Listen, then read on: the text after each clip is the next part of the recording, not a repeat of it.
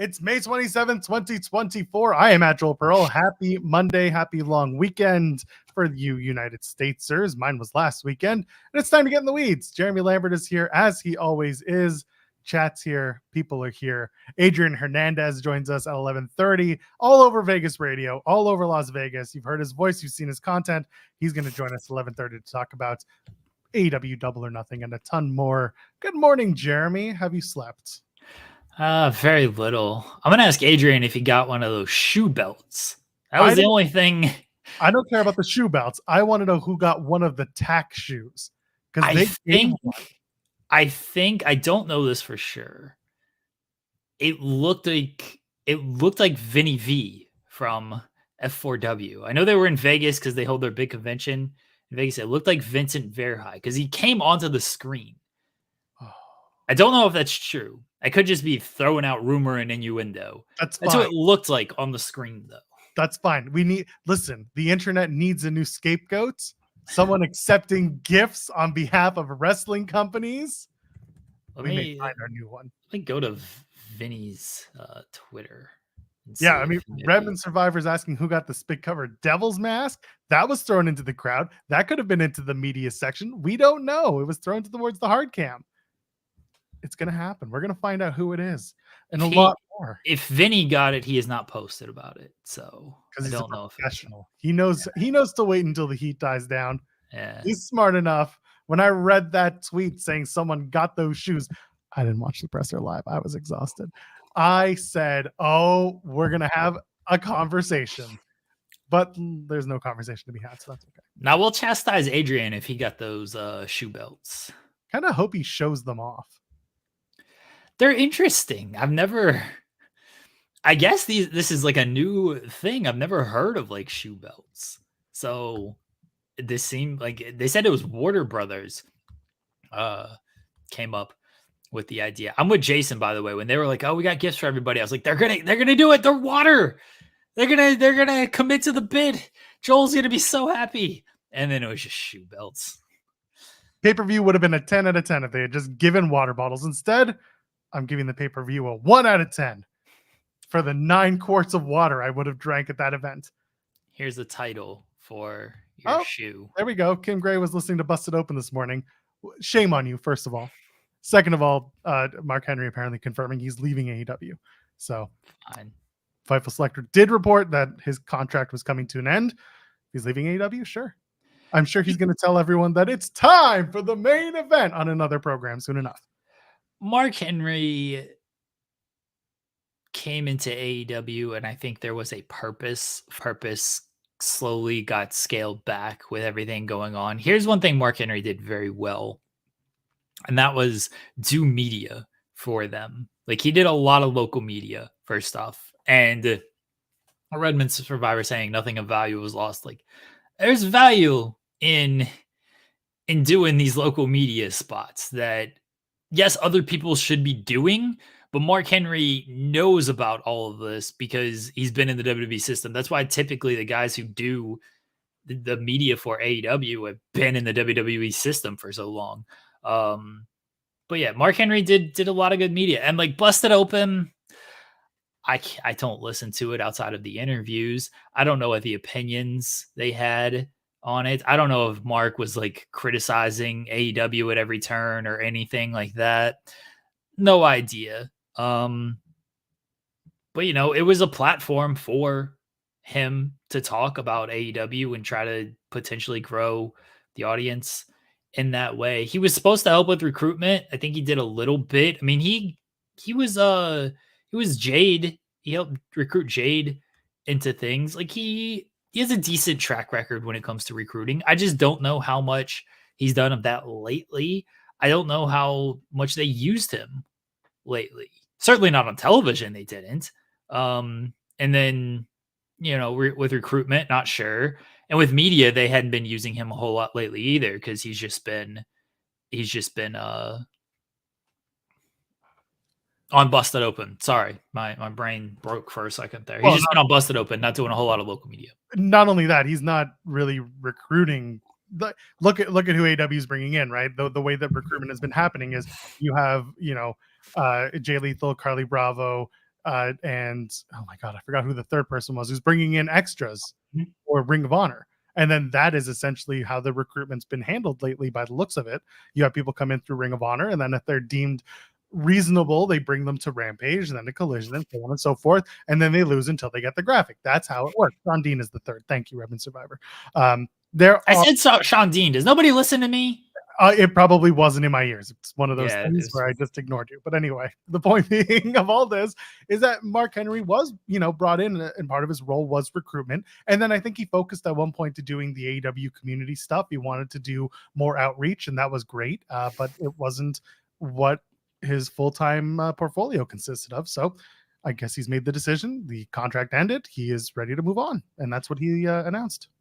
Yeah, I don't know if there was I know Fightful Select reported stuff on this. I'd have to go back and reread it, but I don't know if there was an offer on the table, if he decided, this isn't for me anymore, or if they made an offer at all, or they just decided, like, look, there's no real return on investment here. Not sure what the decision was as far as that is concerned. And I know people will say, like, nothing big lost, and certainly on screen, you don't lose anything because he wasn't on screen at all. There's stuff behind the scenes that people just aren't privy to or don't know what's going on, that where this could, I'm not saying this is a ginormous loss for the company or anything, but like, it affects things in other areas than just what we watch on television. And I think people got to be a little bit mindful of that. Apparently he's going to focus on his own brand, Remarkable, and his son is going to college. So that's important to Mark. Thank you, Kim, for the updates. Not for listening to Busted Open instead. I'm sure his son is head to WWE at some point. Yeah, and he'll wear a salmon jacket, and everyone will be happy. Nah. His son wore the salmon jacket at one point for a bit at Hall of Fame. I think it was for Mark Henry's induction. He wore the salmon jacket. Good for the kid. People got mad that people got mad that Mark Henry and Danhausen took a photo with CM Punk. People gonna get mad that Mercedes took a photo with Bailey? Probably. It's not Memorial Day everywhere, Andrew Zarian. It's not Memorial Day every day. You know where it isn't Memorial Day? Where I'm sitting right now. It's raining and gross. Toronto is not a place to go outside today. No touching grass. I mean, you still could. Like, I don't want to. Okay. Anyway, so yeah, that's we're running America rules. Well, Tony Khan was last night because he decided that Double or Nothing would go an extra half hour. This is listen, here's the thing, I get it. The show going long on a holiday weekend on the 5th anniversary. I'm going to say I fully understand it. This is he likes to celebrate. That's great. My concern is that this becomes the norm on a company that's now moving to 9 or 10 pay-per-views, when it used to be, hey, we're going to do 4 hours because we only do 4 pay-per-views. Now that they've expanded, I'm kind of hoping that Tony and AEW start working on different times for their longevity of the timing of their programs. I hope they start working on pay-per-views that are maybe a little shorter, or maybe just stick to the 4 hours if you're going to do it. Maybe move around the pre-show stuff. It's just something needs to change, in my opinion. But it was a late night last night. I got to bed around 1 a.m. and I didn't watch the presser. I'm sorry. I'm not sorry, but I'm sorry. I got to bed around 3:30 and I did watch the presser. My goodness. Well, you know what? This guy's spry. Let's go.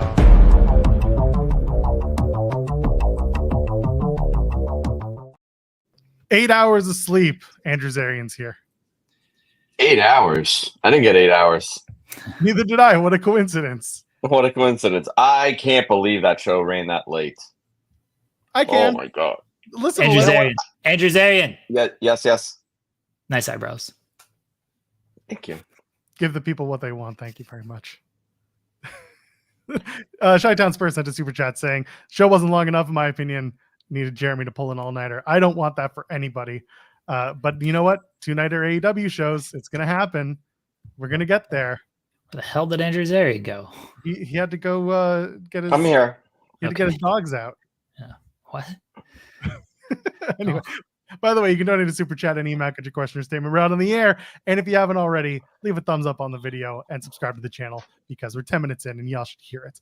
The show was long. Crowd certainly didn't feel so de-energized by hour 4.5. Like they seem to be into it. I give them that. Helps that they're on the West Coast too. But yeah, those guys in that building, like if you really think about it, right? Because that pre-show, that buy-in started at 6:30. So they probably got to that venue at like 5:30-ish. No, they got to the venue at 3:30 because they were in okay. 5. Zarian's on East Coast time here. Oh, I'm talking.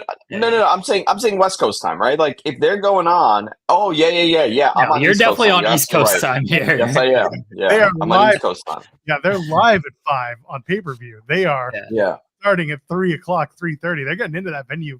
They're having brunch, and they're going to the venue. That's what's happening. Yeah. They're going to MGM. They're getting the brunch at the MGM. Delicious brunch, by the way. I'll tell you a story another time about that brunch. And then they go down to the MGM Grand Garden Arena. That's what they do. Yeah. And then it was. I liked it. I had a blast watching it. I thought it was a very good show. The crowd was into it, as Joel mentioned, and that's largely what I try to base things off of. Like I can sit here and complain at home that why are we doing a 12:30 show, East Coast bias with things. And I was certainly tired by the end of it. But look, the live crowd from start to finish was into just about everything. They were certainly into the main event. They were certainly into Mercedes and Willow. So that's the biggest thing. As long as the live crowd is enjoying things, it's tough for me to be like, the show is too long. Like the people that you were entertaining in the audience, they were up for everything. So, it's tough. It's just tough for me to just be like, too long. It worked. Maybe it won't work as well next time. Maybe it won't work if you try this on the East Coast. It certainly helps that it's in Vegas. It's West Coast. It's holiday weekend. If you try this on, if you pulled this same show in St. Louis for Dynasty a couple of months ago, is it the same thing? Probably not. But we're talking about the Vegas crowd on Memorial Day weekend, and it worked. So good on them. Yeah, and I guess they assumed everybody's off on Monday. 31. Listen, you guys have your own thing. You guys have Boxing Day. We had Victoria Day last weekend, so that did. Oh, look at us, Victoria Day. It did nothing for us. Fancy schmancy. Nope. I thought, as a whole, right? Like as watching the show, I thought everything made sense. Could they have done without one match? Yeah, I think that trios title match could have been on the pre-show to save some time. I would have put it on. I would have done it on Dynamite on Wednesday because Juice was Dynamite. Yeah. Because again, that's one thing with an AEW pay-per-view is like so much happens that you almost lose track of what happens. And that can be a detriment to a show it's super packed. And in the moment, it's like, whoa, this happens. But afterwards, I almost struggle to remember like what stands out. And if nothing stands out, or if everything stands out, then nothing stands out. So that kind of annoys me. Yeah. They needed more matches with shenanigans and interference. Not enough of those. Not enough. Yeah. No, they needed more of the shenanigans. Jeremy, I feel like you didn't love this show. I was talking to Joel about this off air. It's not that I didn't love this show. It was a very good start to finish wrestling show. I can't say anything bad about the in-ring work. I can rarely say anything bad about the in-ring work when it comes to AEW. Could I have lived without literally every match outside of Orange and Trent having some type of here's a manager getting involved, here's a foreign object getting involved. You have a cage match, which is, I always hate this about cage matches. Cage matches with interference are the dumbest thing possible. The cage is designed so you don't have that stuff happen. And here we go. The most interference of any match out there. They had 3 guys coming in this match. Can't stand that stuff. It's not that I hated the show. I didn't feel a connection to the show. And that's on me as a wrestling fan. That's my personal just care about things, I guess. And, if you enjoyed the show, more power to you. Speaking generally, more power to you. Again, I can't say it was a bad show. I can't be like, oh no, the show sucked. Like, don't watch it. It was a very good show. I know it was a very good show. I just didn't have a connection to it. Is it that? Do you feel like the way? And I this is like the psychology of viewing things and enjoying it versus people that don't enjoy it. I always find it so interesting. Like, I talk to my buddies and I thought something was unbelievable, and they're telling me like, I didn't really love it, right? Like, do you think for you it was just the day, like the way that you watched it? I always think that the way that you're consuming the product changes the entirety of how you feel. Obviously, listen, if it's a bad show, it's a bad show. But if I feel like there's been so many times I watched a pay-per-view, especially pay-per-views, and I was like you, Jeremy, I'm not feeling it, right? I'm like, whatever. And then I talk to someone and like, oh my God, it was like unbelievable. And then I think about how I consumed it, and it wasn't the best environment that I was watching it for whatever reason, I always feel this is why I don't feel of wrestling the way I think a lot of our chat and viewers and just people in general feel it, because I don't watch it as let me sit down and just consume this and watch this with nothing else going on around me. I'm writing articles on the matches. Will Ospreay's cutting a backstage promo. I'm trying to do an article on that. MJF is tweeting. I didn't have the best day in the world yesterday, so my headspace wasn't great on top of all of that. So yeah, there's definitely a consuming. I know, and I try to be very honest about this. I know I consume wrestling different than everybody else because wrestling is something I'm consumed with nearly 24/7 because there's a news article to write nearly 24/7. I'm watching some type of wrestling show almost 24/7. And so I don't consume it the same way of like, let me just sit down and really get into this match and really just take in the experience of what this match is going to offer me. So I know I consume it differently. And today or yesterday was a day where I was not in the mood to really watch a lot of wrestling. So that's probably why I didn't connect with it as much. It's a job for us. I was talking with a friend of mine on Instagram, and we were going back and forth about the night, and he was like, what do you think of this? And how do you think of that? And overall, what are your feelings about the show? And he's like, he says to me, I mostly lean towards the positive. And I said, you should, when it's positive, lean towards it. This is entertainment for you. This is something that you sit down and you make the conscious effort to enjoy as a fan. And my lens is to watch it as someone who critiques, someone who speaks to people who are involved in wrestling, someone who's a little bit more in the bubble than Joe Everyman sitting and enjoying a program. It's like watching The Simpsons for me. I can just sit there and mindlessly watch it and laugh at the jokes instead of be like, oh God, it's the same shit from 30 years ago, blah, blah, blah. Like, we consume it differently, and that's okay. And that's why I hope that when people watch the content that we create and we put out there, they know that we're coming from a commentary of being in that bubble, of having a little bit more of the expectation of what we think it could be. And also when we, celebrating it when it's good. There was a lot of fun stuff on this show. I'm not going to sit here and bury everything and be like, this is stupid. We're going to make fun of it. But at the end of the day, like a lot of these matches, at least there was some sort of story going into it, and there's some level of interest coming out of it. My biggest concern is, will Jack Perry face criminal charges for attempted vehicular homicide? Seems like they won't. Yeah. But let me tell you why I'm really mad about all of this. And it's been pointed out in the chat. The fact that he poured a flammable substance all over his body before coming back into the arena. Yeah, I was very upset at that too. Glistening like a grub shedding its skin. Let me tell you why I was really, really actually upset about all this. We go to this whole show, 4.5-hour shows. And you know what I'm sitting through all of this to see? the same thing I knew I was already going to see. The same thing I knew I was going to see when he got added to the damn match. Bryan Danielson takes another loss. Can we fucking stop?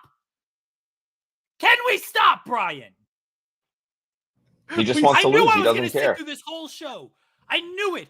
4.5 hours of this whole show just to see Bryan Danielson, the greatest professional wrestler of all time, lose once again. I'm tired of it. I'm tired of him losing. Darby Allin hung in the air for 20 damn minutes. They couldn't just stop the match. Like, you know what? Darby can't continue. Let's stop. No.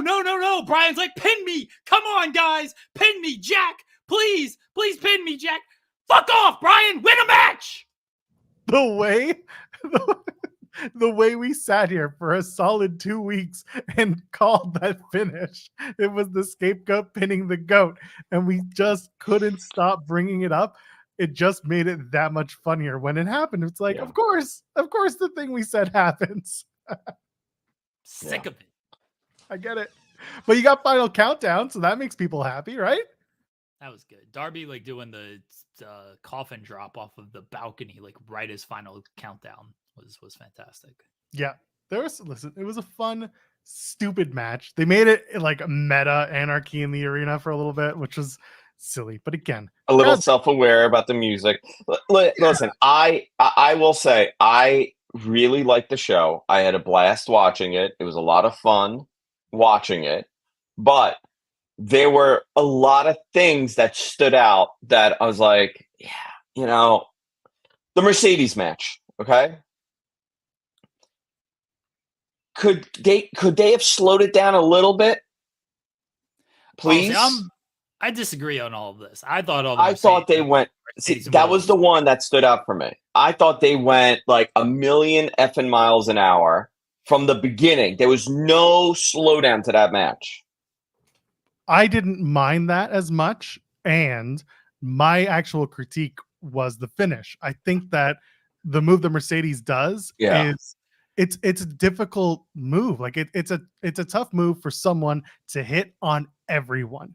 And I'm hoping that she starts to develop another finish that she can use on other people, because she was doing the feats of strength. Willow is larger than Mercedes, but like there was a struggle there to hit it at the end. And like Mercedes has had a little bit of a struggle hitting that move regularly, that I'm hoping she either figures out how to hit it regularly or gets to work with another move that she can hit on more people with ease. Yeah. I do think she maybe needs to develop another move. I'm going to give her a little bit of a pat. So the first time she did it in New Japan, it was on Kyrie. It looked not great. It was the first time I think maybe she's ever done it. This one, a year off, tries it on Willow, didn't look great. I'm going to blame that a little bit on trying it again after so long off, because after she didn't hit it well on Kyrie, I feel like she hit it clean every single time. And granted, all of this was over a year ago at this point. I think that was maybe just more of, it's been a little while, the timing wasn't there on the move. Now, if it happens regularly, okay, let's move away from it, maybe. I do think a second finish is fine. I wish more people would develop a second finish just in general. It's what I love about Gunther, is you don't know what he's gonna. Variants are great.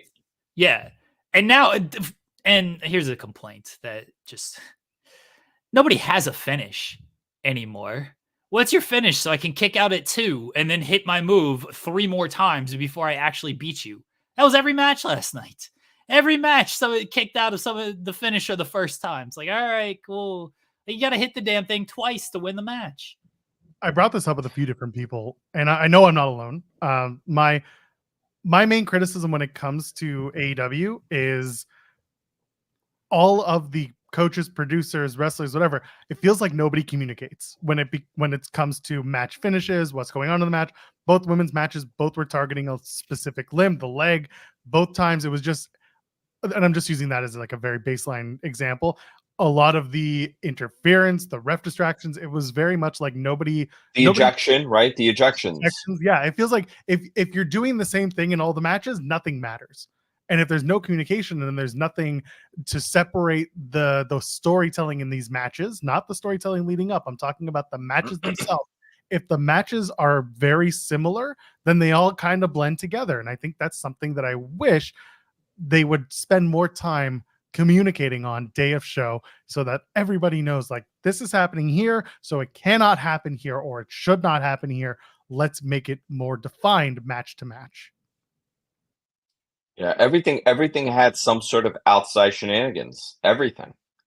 I mean, I would say that's my main criticism. Like you said, like I don't like seeing the same spots in multiple matches back to back. You know, like if there's a big, I forgot what show it was that they did a couple of months back, but they were like every match had a pile driver spot that was supposed to be a big spot. You know, like it was like one of those, and I'm like, you know, at one point it doesn't matter anymore. You know, Cody did a vertebraker, and it was a big deal the other day because we haven't seen that move done in 20-something years on that television show, and nobody does that move. It would not have mattered if everybody else did it, you know? I like people in the chat are being like, Walter kicked out of the RKO, Cody kicked out of this. It doesn't make it good in WWE either, guys. Yeah. This is not just a criticism of AEW. We're talking about the AEW show. It's not good in WWE. I don't like it in general.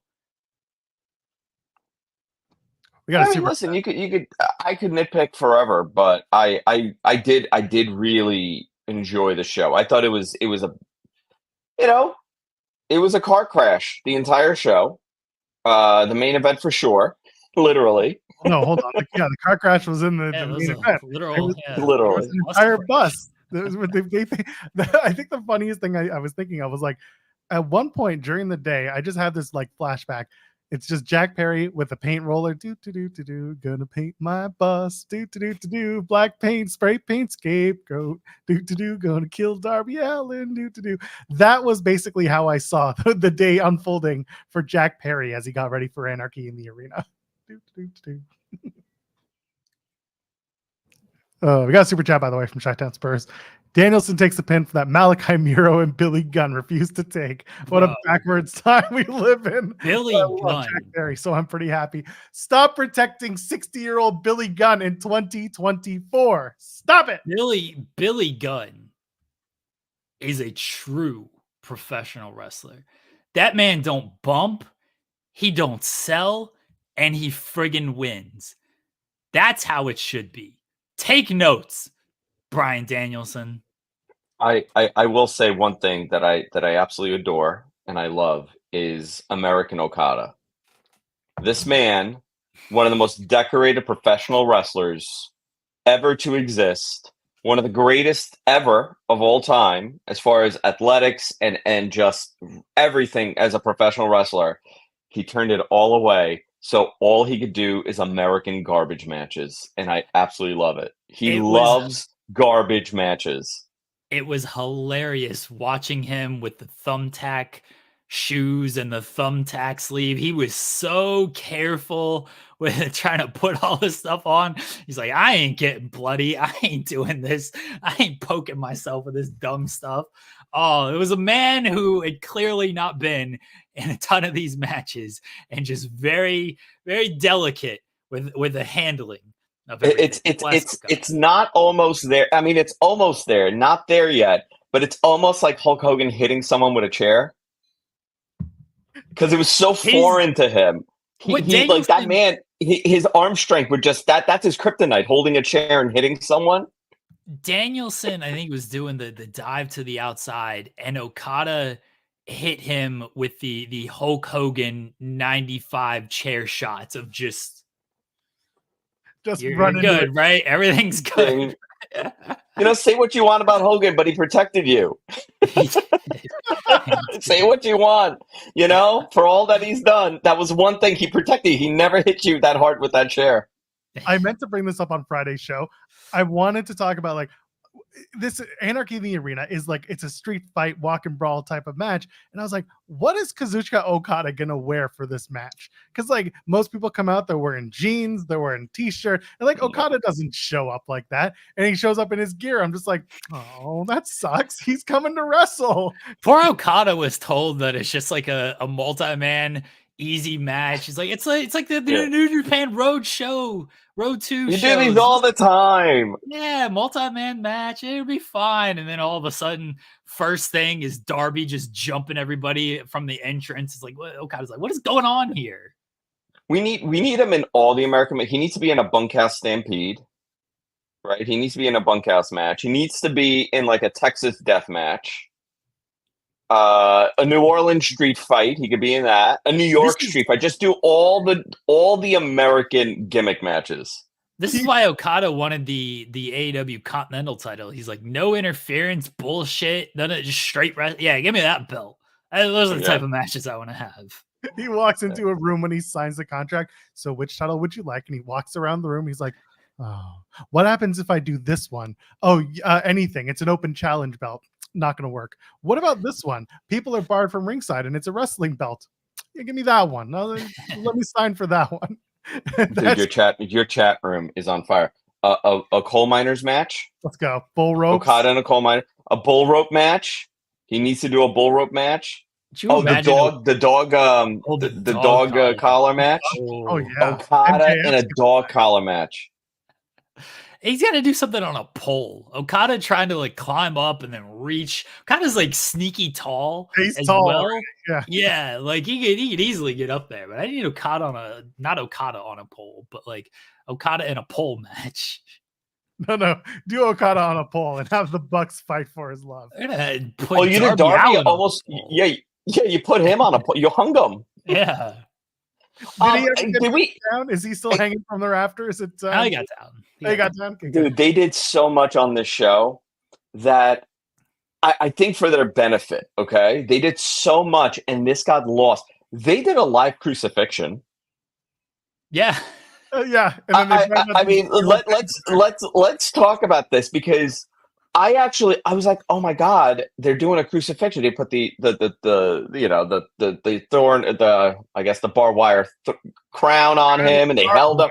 And I go, oh my God, Tony is he's malfunctioned into ECW from '97. And you could see the effects of Tony's childhood all over. This was if I booked the pay-per-view. 16-year-old me booked the pay-per-view, this would have been it. And then you're going to have Edge in a barbed wire steel cage match, and Gangrel's going to come from the floor, and there's going to be blood, and then they're going to crucify him, and then this guy's going to run him over with a car. It was everything that we saw growing up. But I do want to say that was I was watching it, and listen, I'm not very religious. My kids go to Catholic school. My daughter just had her communion, right? And I'm like, yikes. that's literally what I did. I was like, yikes. Tony has to come out at the end of the match and be like, I'm sorry. It's part of an angle. Kurt Angle made me apologize. I am so sorry for what happened here. Bless. I know I talk shit about Adam Copeland. Bless him for jumping off I didn't know. I was looking down, like working, and I look up, and all I see is it looked like he just fell straight down. It looked like Cornette falling from the scaffold. I was like, what is he even going for here? Listen, I had to put this on last night, okay? I felt it for him. I had to put BioFreeze on my knees. Oh, it was not hilarious. That's how my knees were killing me. Watching him. It's the wrong term to say it was hilarious. It was, I don't know what the correct term is, but like he does that spot and like it looks awful. And then he continues though. He hits like multiple spears. Like the match goes on. Like he's fine. The moment that match ended and that adrenaline wore off, he's like, oh fuck. I cannot walk at all right now. You saw the color. You saw the color just deplete out of him. Yeah. I was at the end. Like the match continues, he's fine. Again, he's running normally, he's hitting spears. It's like, oh, okay, maybe it wasn't that bad. And then that bell rang, the match ended, and it was like, nope, that actually hurt. And now I can't walk. Yeah, I got a message from the anonymous general manager during the show. Just all caps. He went straight down like an arrow. What was that? To which I replied, who needs knees? Who needs knees? It looked awful. Yeah. Awful. I hope he's okay. I know. What the hell is going on here? And they did a good job of covering up that it was maybe supposed to be an elbow, but it turned into it was just they did a pretty good job of covering it up by saying like he tried to avoid the barbed wire, but man, that just looked rough. And it looked like the best possible. It was painful. It looked like he tried to Shawn Michaels midair change his mind, like he was facing Vader. Like, oh shit, I moved an inch. I think what happened, I think he thought he wasn't going to make it, and he got a little nervous instead of falling on the table. I think that's what happened. I think he honestly thought he wasn't going to make it, and he got nervous like as he jumped. He wasn't fully confident in it. See, senior nerds here saying maybe he was trying to do the coup de grace, which would have been a great, callback to WrestleMania 39 because he came out to South of Heaven for that match too, and that was against Finn Balor. But I don't think he was going for it. I think he had one thing in mind, and like Jeremy said, he just kind of thought in midair, like, shit, and he just changed it up. And it looks you got to land the big moment. He just, the biggest surprise was how good Gangrel was moving. Oh, that's great. He still works, brother. Yeah, he's still working. I know. Sent out that tweet immediately. Great. He did. No, I sent out that tweet immediately. Sometimes you got to call your old buddy vampires to come and help you. Listen, I love vampires in wrestling. Joel knows this. Jeremy knows this. I spent 40 minutes last week on Mat Men just going down the list of all the vampires in wrestling and who are vampire adjacent. 25 minutes of that was you just saying blah in between every word. Blah. My favorite vampire is Bruno Sammartino. I did this to Will Washington 2 years ago. I sat there and I booked. It was Will. It was JJ. It was a bunch of people in like the Observer Suite, and I sat there. I'm like, you guys want to hear a great booking idea that I got? It's 1987. Bruno is a vampire, and he has to leave the territory because all the blood's tainted and all of his powers are getting depleted because he's so anti-drugs and steroids that he's like, oh, macho man. And then he's like, no, the blood is tainted. And then he has to disappear. That's why Bruno left. I like this. I'm for this. Nobody cares about my Bruno as a vampire gimmick. No, I think it's great. I'm on board with you, Zarian. Nobody cares. You know what? Other people appreciate my Bruno booking. You guys, Joel, you know what? I thought you would appreciate Bruno as a vampire. You don't care. Joel doesn't. I don't care. Joel's not into the good ideas. That's true. I do make a living out of booking the worst things and having them come true. Listen, vampires are a great gimmick. Vampires are a good gimmick. Who doesn't like vampires? Edge is a vampire. He is. Christian's a vampire. Christian is a vampire. Can you make the same? Could you say that the Hardys are also vampires? You know what? The Hardys, and that was the discussion we were having. The Hardys definitely were. I think they were under his spell, but they never got fully bit. Actually, no. Matt Hardy's a vampire. Yeah, Jeff is also. They're vampires. There we go. We've made it first. You hear it first. The Hardys, vampires. The Hardys are vampires. Yeah, I mean, someone had to repopulate the vampires, so the Hardys decided to do it. Yeah. Undertaker, our city, Undertaker's a vampire, right? Is he? Yeah, I mean, he came down that one bit. He had the wings. He's full on. He vampire. was a bat, yeah, but he also has the power of electricity and. It was the Phantom of the Opera. No, he was no. He came out as a bat when he came down. One time. He drank blood, and the Ministry Undertaker, that dude definitely drank some. Oh, yeah, he did drink blood. So, yeah, he was a vampire for sure. But are the Acolytes vampires? Or were they just under his mind control? They were adjacent. Shayna Baszler is a vampire. Shayna Baszler 100% is a vampire. Yep. Does that make Becky a vampire because she bit Becky, but Becky never exhibited strengths or vampiristic features? You don't know that. You see how she dresses? That's true. She did come out looking like Vincent Price at the show on Saturday. I had no idea that the Mayflower was making trips to Saudi Arabia. She was a freaking pilgrim. There you go. That's her vampire lore. She came on the Mayflower. 6 months too late, but okay. Or she's early. Who knows? Oh God, unbelievable. Forgot there was a WWE show this weekend. That happened. Yeah, then the guy who won King of the Ring, they got to run it back, even though it means nothing when they do run it back. That was my favorite, by the way. Everyone's like, "Oh, good on Triple H for acknowledging the controversy. Good on him." I'm like, he didn't acknowledge shit. He said they're gonna do it again, but like the referee's decision is final. Are they gonna put the title shot? What are they supposed to do with that? Not do the match again, or have the wrestlers come out and make the match happen? Why should Triple H is supposed to be an authority figure? He is chief content officer. He's supposed to raise the stakes to a match. He's not supposed to announce the match. It should have been Gunther comes out, Randy comes out. Hey, this happened. Hey, this was stupid. Let me see it. There was no reason for Triple H to say, hey, let's do the match. It should have just been set it up on SmackDown. We're going to have the match. Let Randy or Gunther say, okay, it's for the title shot. Let them do it. Don't let Triple H do it, because that just looks foolish to make Triple H be like, gotta listen to the people. No, you don't. Not in this case. Just let it play out on the TV show. Triple H is he's got to be involved. He doesn't like being on television, but he's got to be on television, Joel. Yes, he very famously hates being on television, would never do it. Yeah. I was elected to lead, not to read. Sorry. I just read that in the chat, and I love The Simpsons, so here we are.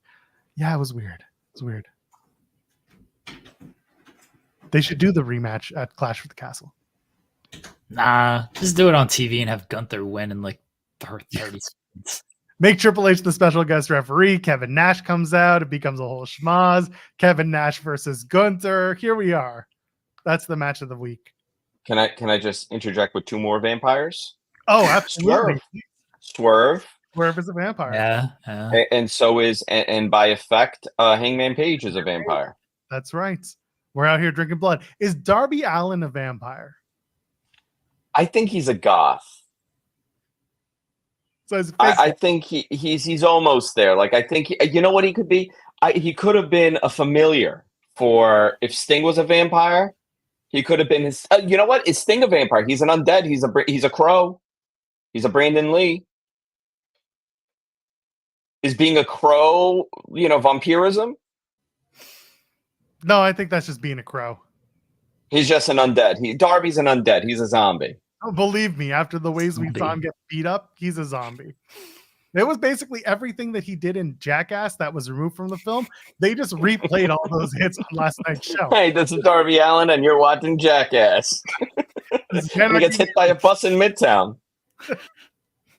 We got to play the hits, and they literally played the hits. Hang me upside down. Jimmy Jacobs will be proud of me.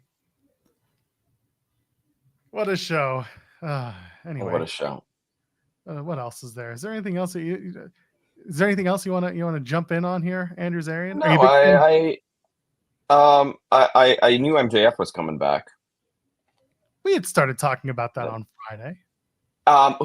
Okay, I didn't see the scrum. Tony was not in the scrum, correct? No, Tony was. Tony was. He Tanahashi. He was. Yeah. Shout out to Hiroshi Tanahashi, who midway through the Tony time said, not Tony Storm, but Tony and Hiroshi time. He said, I gotta pee. And he literally just got up, went to the bathroom. I was like, bless this man. Dude, it was late for Tanahashi. Tanahashi was like, the fuck is this thing still going on? Like, this is longer than a New Japan show? What?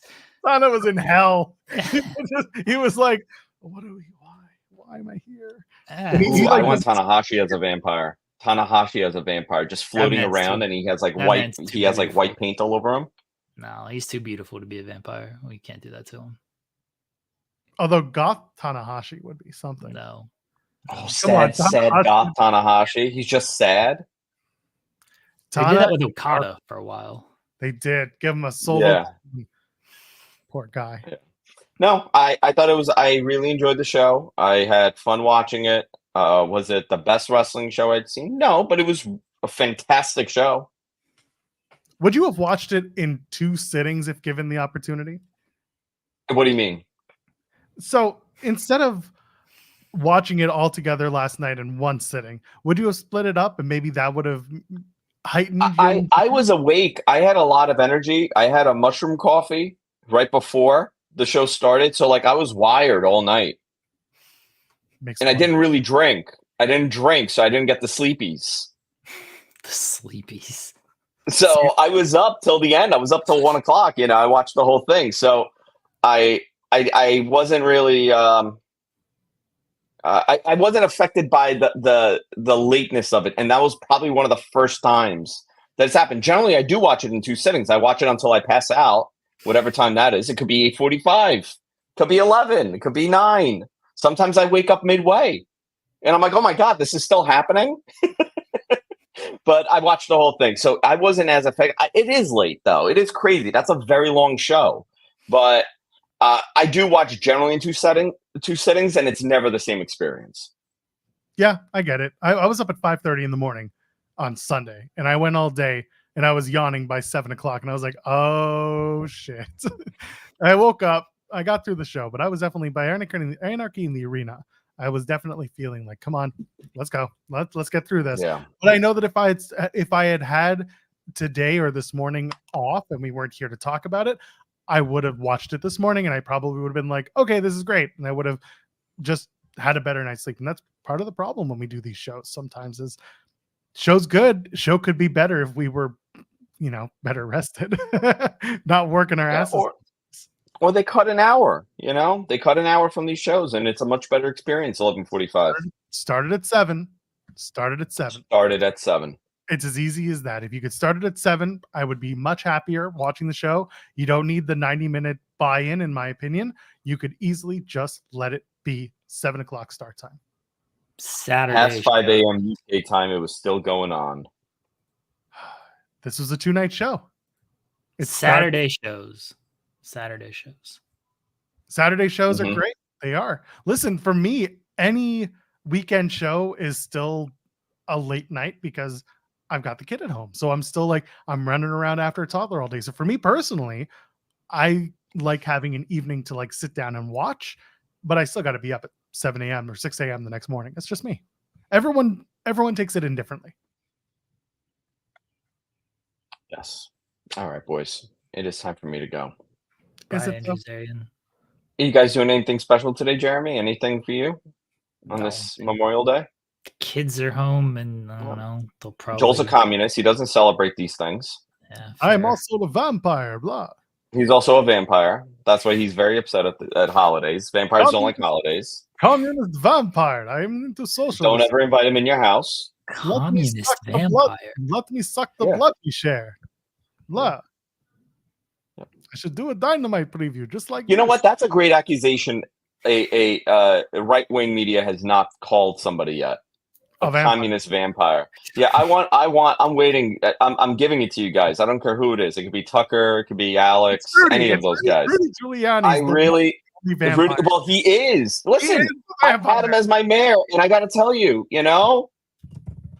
not at that point, his brain didn't turn to mush. But he was always a vampire. It was always going to happen. Joel, you've seen my photos with Rudy. Guys. What? I got it. What do we got? What happened? Yeah. The KG Brood. The KG Brood. The KG Brood. The KG Brood. Yep. There you go. Communist vampires. The KG Brood. But we come to you with the hammer and sickle. Blah. The bloodbath. But you put the blood back, please. We need to use it. Equal rations for all. What are we doing? We're doing the best damn morning show in wrestling, damn it. Tell your friends. Yeah. Better than what? Oh, better than dude, who? I got it. I got a great fan fiction. You ready? The KG Brood. It's Gorbachev. It's all the communist leaders. And Reagan is Van Helsing. And all the way that he defeats them is with communist jokes. That's how he defeats communism. Just a bunch of communist jokes. I'm for it. Let's book this, Arian. Where's Billy? Give us the pencil, Billy. He's into vampire stuff. Billy. You know what? Billy's a vampire. He's a Nosferatu. You had him on. You invited him. You've been affected by. That's why we're talking about vampires. He got me. I invited him. He's into vampires, but I can tell you he ain't into communism, judging by a lot of things. Leave it at that. No, he could be a vampire. You know what? He could be the anti-vampire. He just whatever serum he drank, they were going to put him in the KG Brood. And then whatever he drank, it just went totally the other side. What drink does Tyrus support? It's a Miller from Kid Rock, apparently. Oh, don't get me started on that. Okay. That's a serum. Miller Lite. Oh God! I'm sorry, I hijacked your show with more vampire talk. I know it happens. No, we got KG Brood out of it. Like we're not The going to do KG anything Brood, better than well that. worth it. I love the Yeah. KG Brood. Who's in the KG Brood? The coked up NWA vampire. That's it. Oh man, the KG Brood. At first, I thought you were saying cagey, like someone being cagey, and then Brood, and I was like, "Why is Brian Cage joining the Brood? That makes no sense." And then I realized, oh, we're still talking about communism. Oh man, it's Brian Cage. We are able to deflect your trickle down economics. Doesn't work. Reagan's just throwing all of his Reagan policies. And he's like, you think this is a movie? Look at this. They were going to put him in the cage. It is the best possible sentence to hear on my morning wrestling content. Again, yeah, they were going to put him in the cage. Who? Better than Busted Open. Tell your friends. Bubba's not talking about the KG Brood. He's not booking communist vampires in a 1980s dystopian pro wrestling world. Nope. It's not happening. Instead, we got MJF coming out and making Wolf of Wall Street commentaries during his return promos. Is that what he did? Yeah, he ain't going after nowhere. Yeah. You know, that man is from my neighborhood. Yeah. Can you tell him the actual Wolf of Wall Street? The actual man. I thought you meant Max. Like Max. Yeah. Max. My wife's uncle, shockingly, was an investor. Mm. He was an investor with him at one point. Yeah. Small world. We completed Zarian's screenplay. This is great. So my vampire story is now turned into not just vampires in wrestling, but they're communist vampires, the KG Brood. Yep. We did it. Tell your friends. Yeah. Yeah, we did it. We got to write this, and we got to write Mac and me, and we'll be cooking here. Oh, yes, Mac. We got to. Well, the Mac and me booking, I forgot. Was it wrestling related? I mean, if you want to get past Mac, Tony Storm's got to be involved in this after her passage last night. That's true. She should be a writer on the program, on the movie. I feel like Tony Storm wrote our first chapter. Ooh, what if it's a crossover? It starts off with Mac and me, and the final scene is the KG Brood. Like, they're in their like lair, and it's like things are bubbling and smoking. And they're like, gentlemen, comrades. I mean, there's some crossover with the sucking going on, so yeah, it'll totally work. Wait a minute, was this a Mac and me porno? Is that what it was? Because that is highly disturbing, and I'd like to see it. Yes, Mac in me. Mac in me. Yeah. Mac. It's Mac in me. Got it. Totally different. I've seen that one. We were gonna. It is a porno. Yeah, we were gonna approach Drew McIntyre if he wasn't re-signing with WWE. We figured there would be more money involved if we offered him Mac and me, because he would be Drew Mac and me. But he's re-signed, so now we got to for Mac. That's fantastic. Now it's come to my memories. I had forgotten about it. This is the best morning show for wrestling outside of Beyond the Bell and Mattman Podcast. You know what? We're morning show guys. This is what we are. This is what we do. Oh, absolutely. That's the best part of my time at Fightful. It's not post shows. It's not evening streams. It is morning shows where we can be just dumb, just stupid, and nobody pays attention to us until it's too late. Okay. And then I'm gonna have the chat room decide my day, and I'm gonna leave. Okay. Do I stay home and do nothing, or do I text my wife in about 15 to 25 minutes and say, "Hey, want to go to the bar and get shit faced"? Oh, do you still like your wife? Oh yeah, tremendously. Okay, all right. Well, I mean, it's good. Text your wife. Do you want to join the KG Brood? He would say, "Is this one of your stupid wrestling things, or is this one of your stupid jokes with Rich?" Text Rich and say, "Did you Text enjoy?" Rich. I'm gonna text Rich this whole thing that we just did, the KG Brood. Actually, no, I'm gonna save it for the show tomorrow. Beyond the Bell. Oh At yes, 10:30 here on Fightful. we are all about consistency and tying things together. If nothing else on this channel. Listen, there's continuity. We it's canon. Everything that happens on this show is canon on my show. That's how it works. Wasn't it great? Everyone's like, "What's in the weeds?" And it's like, just watch the show. Watch the show. Don't ask questions. Wrestlers show up. Media people show up. But like, watch the show. No questions. Mac and me, you'll figure it out. KG Yeah. Brood probably won't, but at least you'll try. By the way, when I say shit face, I'm gonna have like 4 high noons and call it a day and go to bed. Okay, that's where I'm at right now. Take That out the sounds booze and I'll go to sleep right now. That'd be wonderful. Isn't that? Take out the booze. I'm sleeping anyway. Sleep sounds so good. Forbidden Door. Is anybody coming? It's here. No. I will not be. I'm going. I mean, it's June, right? Yeah, my July's already. Yeah. Pretty. Tell you It's what, a month from now. pay for my flight and I'll sleep on your couch. I don't have couches. I just have folding chairs. I run a bachelor pad here. Yeah, no, There's no couches in my house. That does sound accurate. Wait a minute, I have seen the house. I know there's a couch. Are you sure? It could be AI. The whole thing. Is it wrapped in plastic? No, I'm not that Italian. I'm only quarter Italian. so only a quarter of the couch is wrapped in plastic. My trashiness actually comes from the Persian side. My gaudiness is all the Persian side. That it's not the Italian side. I didn't get bit by that side of just gaudy furniture and gaudy, gold everything. It's all the Persian side. Your couch is wrapped up in rugs. It's a disease. It's a disease. Persianism. Why do you think I have an Hermes belt? I spend money on an Hermes belt, and I wear pointy Louboutins that are so uncomfortable. It's the gaudy Persianness. Someone recently, and it was someone in wrestling, and it was so funny. Someone realized that Louboutin and Louis Vuitton are 2 different brands. Who did not know this? I don't know, and now I have to go back and find out. It was the funniest shit. Like, listen, I get it, but also it was very funny. I got to figure out who it was. Maybe it was. I guess I'm going to be Pulowski. I think maybe it was Pulowski. We'll find out soon enough. They are 2 different things. Louboutin are the red bottoms, bloody shoes. It was SRS apparently. Oh, was it Sean? It was Sean. Oh, poor Sean. It's okay. Why? It's okay. Is it though? Yeah. Why does he need to know? He's not wearing them.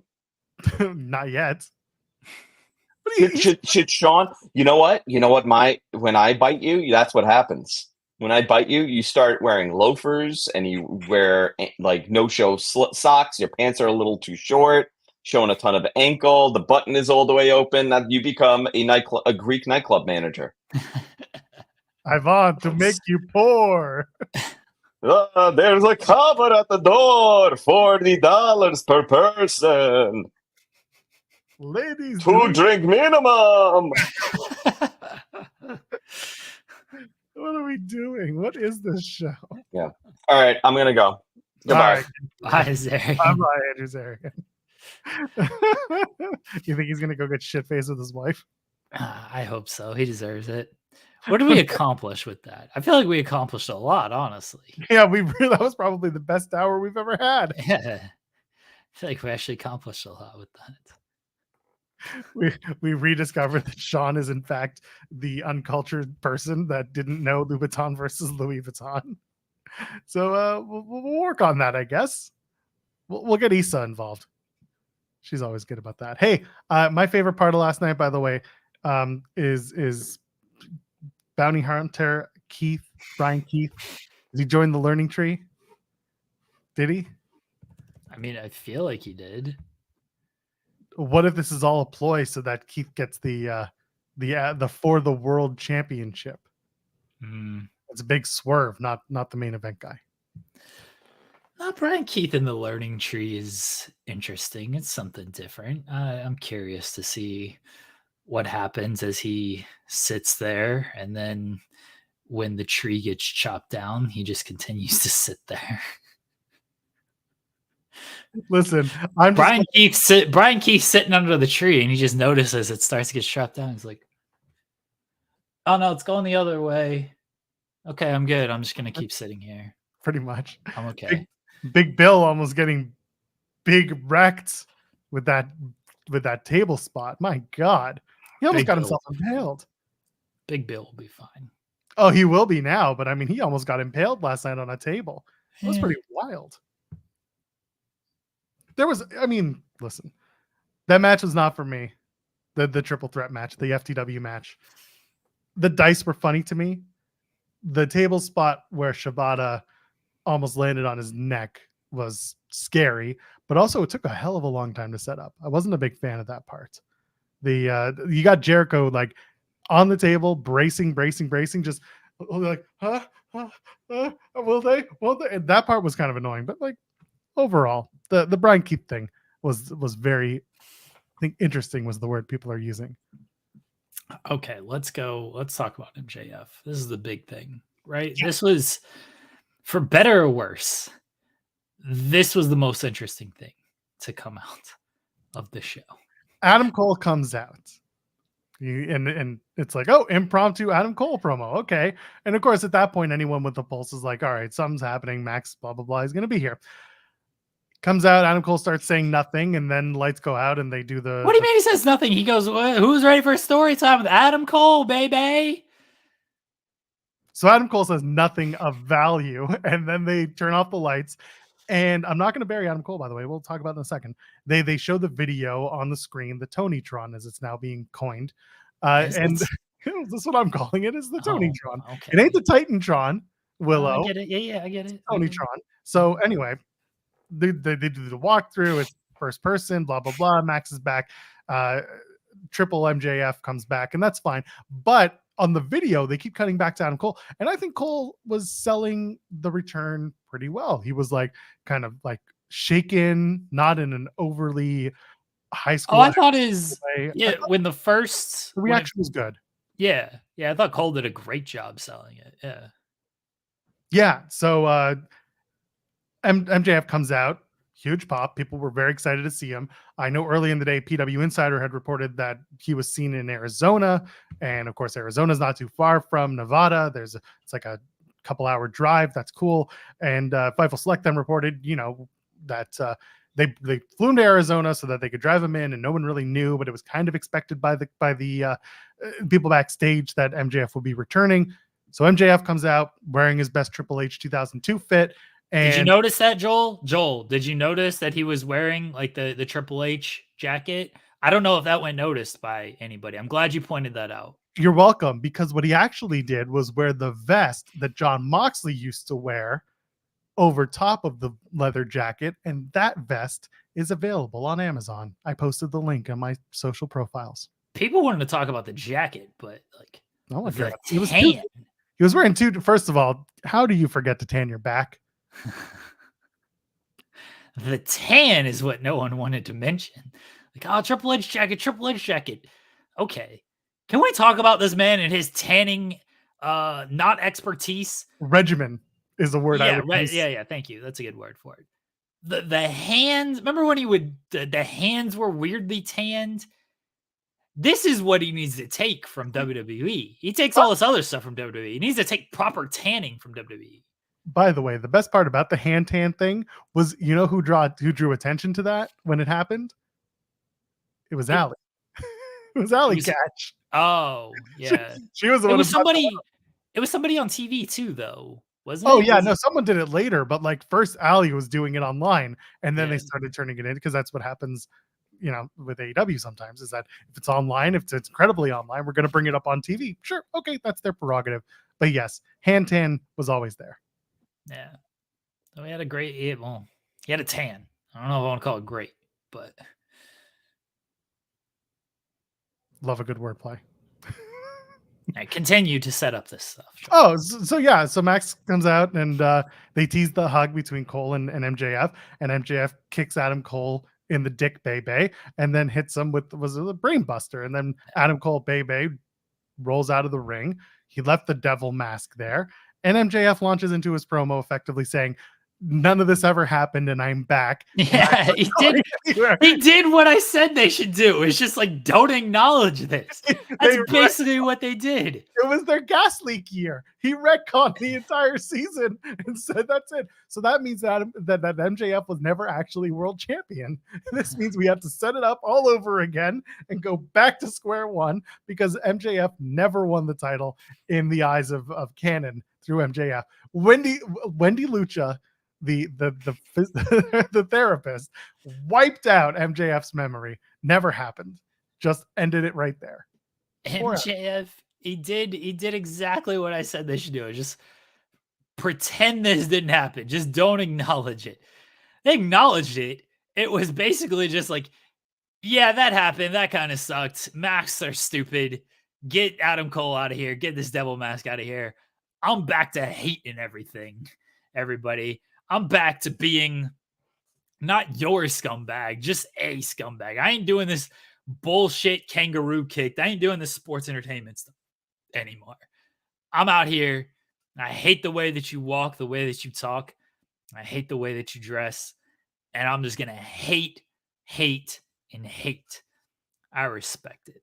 I thought it was a really good promo. I mean, it wasn't a secret that I guess it was a secret that he resigned, didn't resign, but everyone kind of knew if you knew. It was a good promo. I'm very curious as to where he does fit in with everything now. You have the Owen coming up. That's for a title shot at All In, which we can touch a little bit about. Like, I think it's good. I know people are like, oh, King of the Ring. Tournaments for title shots are nothing new. Let's be honest.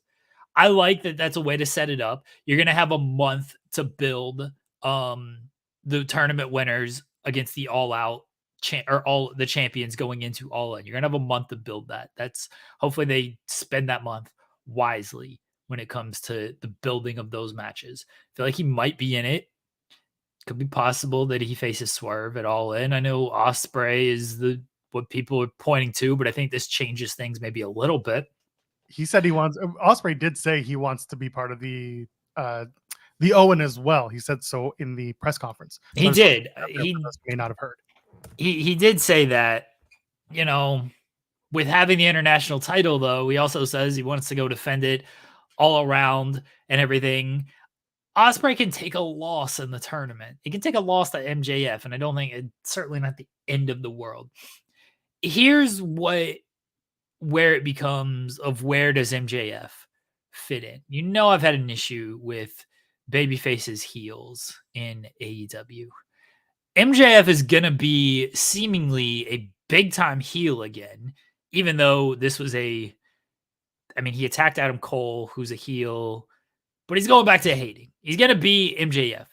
Is he going to, feels like he's going to get the big reactions like he got last night. And how does that dynamic work? So, yes, I agree. What will work is if he takes out beloved figures in AEW. He goes after the Danielsons, the Moxes, the Swerves, the top line baby faces that we're hoping are still considered top line. If he goes after them, then we're good. By the way, I got to point this out real quick. Chad Gable tweeted out the coffee he's drinking, and it's called Perk. It's on his socials. But anyway, this is a good shout, by the way. Motor City Machine Guns, they are coming into AEW with MJF as heaters. I don't hate that idea. No, I don't like that idea. I don't hate it. I want a different presentation for Motor City Machine Guns than coming in, veteran tag team, respect them, going after the Young Bucks. That's the one thing with Okada that I really appreciate is that he's being presented differently. Whereas Motor City Machine Guns, like, you have that opportunity as well. MJF City Machine Guns. Yeah, I don't need MJF with anybody. Like, I don't need him with a group. I don't need him with having heaters, having protection. I don't need any of that. And we did talk about that on Friday, by the way. And I did point out, he should have PTSD about having friends. because that's what happened last time. He made friends. He got turned on. It's a very good point. It doesn't go well either. I mean, the Wardlow stuff was good until it wasn't, and then it got basically dropped. The Pinnacle led to nothing. The Adam Cole stuff, it was gonna lead to stuff, and then but like by the end of it, everyone was sick of it. MJF on his own is when he does his best work. So yeah, I don't want that like because if you do the friend stuff, and this is what I worry about, I would worry about. I don't want to say I am worried about it. If you do the friend stuff, I would worry they fall back into the same trap of you gotta beat all these guys to face me because they overplayed the hell out of that, and I don't need that again. I agree. Yeah, we don't need that. If anything, he should have that table turned on him if they had gone back to the Adam Cole stuff. But if they're not, then I agree. Don't do it. Don't make it a part of the game. Yeah, so I want MJF on his own. The presentation is gonna be interesting because there's ways for it to work. Look, he was over last night. Huge reaction last night. And for the most part, everyone gets the I miss you pop. So that was largely to be expected. Now we'll see what this looks like in a couple of weeks when he's on television, when he's doing stuff. And the presentation is going to be interesting because I don't think like he should face the Kingdom, right? Like theoretically, he should face them. At the end of the day, they did cost him his title. Like they put him through all that shit. Adam Cole made him work while he was injured. They cost him the title. He should want to at least. You can spare the Kingdom. Sorry. You can spare them. MJF can beat them in 30 seconds and no one bat an eye. You want to do a longer match with Adam Cole whenever he's cleared? I don't know when that is. Fine. He beats Bennett, Taven. Sadly, he beats Wardlow in 30 seconds. I'm fine with that. And something worth mentioning is, right after the promo, Wardlow tweeted out he wants to be 6'3", 270 so bad, and now calling himself the Wolf, and then a bunch of laughing emojis. Keep dreaming, little buddy. And Wardlow adds the Wolf emoji and the hashtag. There's also the reality. Adam Cole is not 100% yet. I think Tony said so much at the post-show presser. So if you don't know how much longer it is until you've got Adam Cole back, listen, it's entirely possible that they do Wardlow, Roddy, Taven, Bennett versus MJF. They do the Max has to face his own shadows again, and then Adam Cole's final boss, hoping that by the time they get to Adam Cole, he's 100%, but we don't know what that looks like and how long that could be. So Wardlow still wants this thing to happen. I hope that that's, part of the story that he tweeted that out and not him just trying to go into business for himself. Because Wardlow's just there. Like, I get it. People are saying in the chat, Wardlow's a joke. Yeah, listen, he's not being used very well. And we don't know what the situation is with Undisputed Kingdom and Wardlow and Adam Cole and the looking at him and planning to turn on him and all this stuff. It's interesting because they could blow off the MJF Undisputed Kingdom story like it feels like they did. But Adam Cole is a heel. He could easily come back in a couple of weeks and kick MJF in the dick, and we're back to it. MJF could just start taking people out, but I don't know if they want to keep him as a babyface, MJF, or if they want to really present him as a heel. Or MJF is going to do that, straddle the line, make you cheer for me, but then I'm going to take your favorites out. But when the time is right, again, the Shades of Grey thing to me doesn't always work. MJF really, really wants to keep making it work. So I'm curious. It's not so much Shades of Grey because I think MJF, the presentation will probably be heelish. Now, will it? Does that mean he'll just talk shit and he'll say like suck my dick, and then everyone's gonna cheer, yeah, and then they'll chant suck his dick. So it's gonna feel very awkward, but we're all gonna know it's wrestling and it's the same shit all over again. That's my concern. It's like the presentation matters and people will cheer for him because he's newly back. But MJF to me is much more effective as a bad guy. And this is why I hope that's the way they lean into all this. This is why I don't need him feuding with the Undisputed Kingdom. This is why I'm cool if he. I know people are like, oh, don't squash Wardlow, don't squash Roddy Strong. No, squash him. Who cares? You don't have plans with these people. What have they done with Wardlow to make you believe, oh yeah, a 50-50 match with MJF is going to be beneficial for Wardlow? Well, God damn it, he's so big. What have they done with Roddy? Roddy, by the way, love Roddy. Great professional wrestler.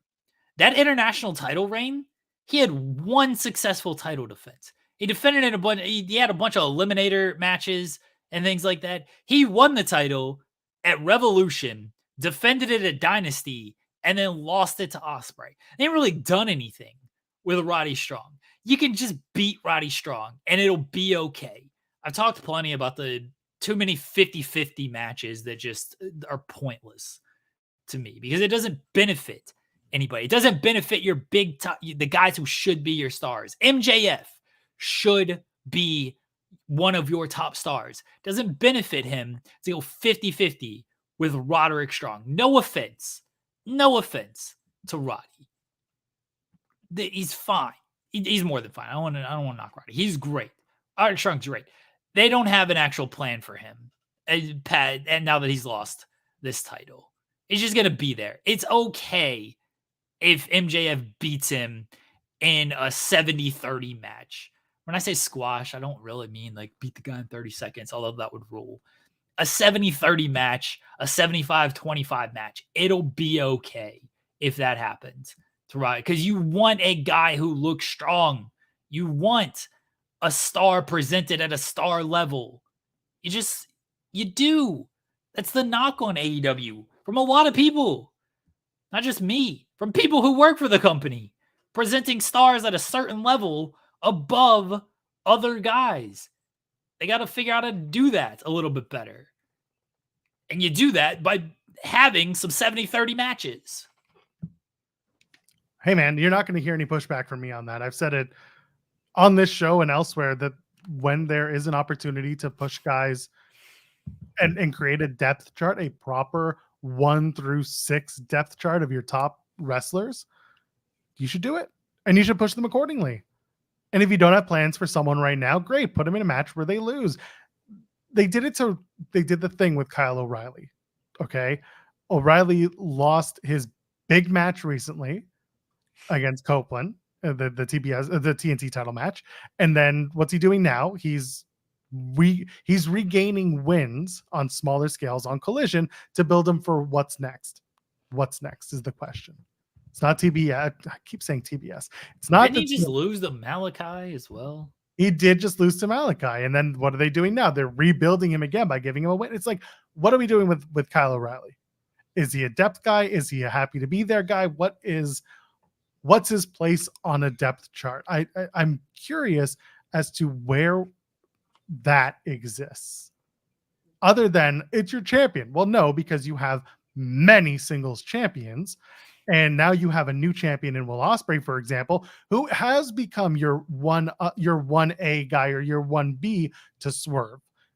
Now the international champion should be presented bigger. Therefore, the title gets bigger. And an ongoing conversation Jeremy and I have is when the title matters and when it's presented and how it's presented and which ones take a backseat to which at which time to heat up a title. That's okay. Right now, TNT title was hot. I think maybe we're going to see if Copeland is okay. But assuming he is, where does he slot versus Will Ospreay, who has been on the ascent? And now that title needs to be presented better because, like Jeremy just said, Roddy Strong didn't exactly defend the title often, if at all, other than one time at Dynasty. It's about presentation, and it's not about just 50-50, remind you of this guy, bring you this guy here and there. There has to be a level of depth, and there has to be something that sets apart where your wrestlers matter on the card. Chi-Town Spurs says Roosh versus Isaiah Cassidy is a great. Wasn't that Samoa Joe? No, they did Roosh. Oh, sorry, they did Cassidy again. I was thinking of the Mimosa Joe match, but that was a good example of what you should be doing, though. Isaiah Cassidy, yes. You don't have actual plans for him, and that's okay. So Yeah. put him out there, and instead of doing, look at Isaiah Cassidy, he had this great match. He hung with Samoa Joe. He hung with Roosh. Okay, then what's Isaiah Cassidy doing? Nothing. No, have him just lose a 70-30 match to guys you have actual plans for. I don't actually know if they have a plan for Roosh, honestly. It feels like they're just letting him beat a bunch of dudes while they figure stuff out. Samoa Joe, I hope they have a plan for. What if I come in and I don't lose? But yeah, Shaitan Spurs saying Roosh Isaiah Cassidy was a good example of a 70-30 match that made both people look good. They can do it. Would love to see it more. And that's exactly what we're saying. Do it more because you got to make wrestlers feel important. Maybe Roosh versus Copeland is what we're looking at next. Maybe Roosh versus Ospreay for the Intercontinental or for the International Championship. Maybe that's the first match for Ospreay. I'm curious, by the way, if Ospreay is going to go to Uganda after all, or if Uganda is going to come to him for Forbidden Door. Because I know that's been a big topic of conversation. He wants to go defend that title there. I feel like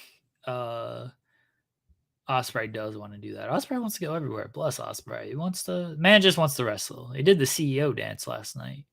Good on him. Didn't we all? I'm very curious of what the presentation of MJF is moving forward. Because whether people want to admit it or not, a partial reason for maybe numbers going down was the fact that MJF's been off television. MJF has been one of their top guys since the start of the company. Believe he's the longest reigning world champion. Fairly certain that's true. He held the title for a year. Nobody else has held the title for a year. So he's the longest reigning world champion. He's always been at or near the top of the card. He's had some of the most iconic feuds in AEW history. He headlined All In. He's one of their top guys. It's just whether it's how they've treated him, positioning of the card, however you want to cut it. He's one of their top guys. Merchandise, he's one of their top guys. Him being off television was a hit. It was. And they didn't, like, MJF is one of the, I don't want to say rare, but he's one of the guys they did elevate to keep and make a big deal. Now, he also had a lot to do with that because, his promo, MJF made MJF. Like, he had a lot to do with that as well. But him being off television probably hurt interest a little bit. And they couldn't control that. He was banged up. He needed the time off and everything. But him being back, I'm very curious to see what the interest level is going forward and how he's presented going forward. Whether he is just complete dick who fans are still going to cheer because they love the cutting edge promos, not Copeland. That was from a few years ago. Yeah, sorry. Or if he is just going to be despicable heel who does go after top baby faces and the crowd is actually like, you know what, this guy actually sucks. We don't like this guy. Very curious to see what it looks like moving forward. Me too. Hey, we're scheduled to be joined by Adrian Hernandez any minute. Yeah, he messaged me. He said a few minutes. My God, what a professional. I appreciate that he got in touch with you to tell you that. Yeah, I mean that sincerely. It's very helpful. But yeah, he's going to join us to talk about his experience at Double or Nothing last night, including the media scrum. We're going to find out if he got the shoe. He didn't, but we're going to find out if he did or if he got the belt. See if he got the shoe belts. Yeah. Would you wear shoe belts? Probably not. It's, there's too many titles. Now you got titles for your shoes. Yep. Hey man, everyone's shoes deserve to be the world champ. Mine aren't. A belt holds your pants up, not your shoelaces on. I wear slip-ons. Well, you definitely couldn't use the belt then. I would have to cut slips into my slip-on, wouldn't I? I guess so. I guess that's how it would work. MJF versus Swerve. If MJF is presented as that guy, as that prick, that is an interesting matchup. Swerve is being presented more as a white meat baby face. MJF is cheered for, but if he's going to go after a guy like Swerve, he'll probably get booed if he does something dastardly. Man, He can't break into Swerve's house. He'll get cheered if that happens. But there's got to be something that MJF can do that would get him the heat in a match like that. I'm sure there is. I think there's a risk that you heel Swerve in that promo. Like, you don't do it with the booking, but the crowd reaction does it. That's why I think before you kind of make a decision on MJF, you need to just feel things out the next couple of weeks. You don't need to make a decision on MJF right now. You got Forbidden Door coming up. It's not a throwaway show, but it's an all-star show. MJF can face a New Japan guy. I know he doesn't like wrestling New Japan guys, but he doesn't even have to be on the show if he doesn't want to, because he can be like, fuck New Japan. I don't feel like working this show at all. That's what he's done in the past. But it's Long Island, so you can't do that. Yeah, I did forget it was Long Island, so he does probably need to work. Well, he's gonna get cheered there, so let him go one-on-one with Mox for the IWGP Championship, win it, and then be like, oh hell no, I don't want this. You keep it. Let that be the gimmick for MJF. Bryan Danielson's probably gonna want to be like, I'll wrestle MJF and lose to him at Forbidden Door.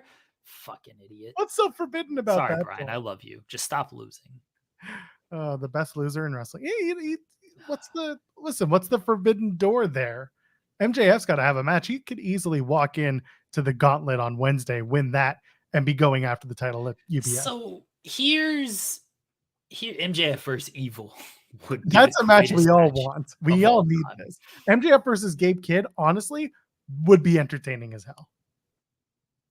They got to get the censors out. Oh, absolutely. We go from 7-second delays to like 27-second delays. Yeah, they gotta get the censors out. Here's what's interesting to me. The Elite stuff. They won Anarchy in the Arena last night. Is the company shutting down because they won? Well, no, because they're gonna, have to pay the legal fees for Jack Perry. We've talked about this.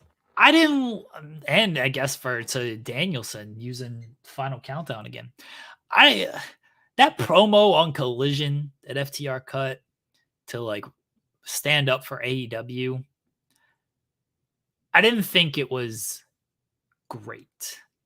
I don't think they've done a good enough job putting the heat on the Young Bucks and the Elite with this. We can talk.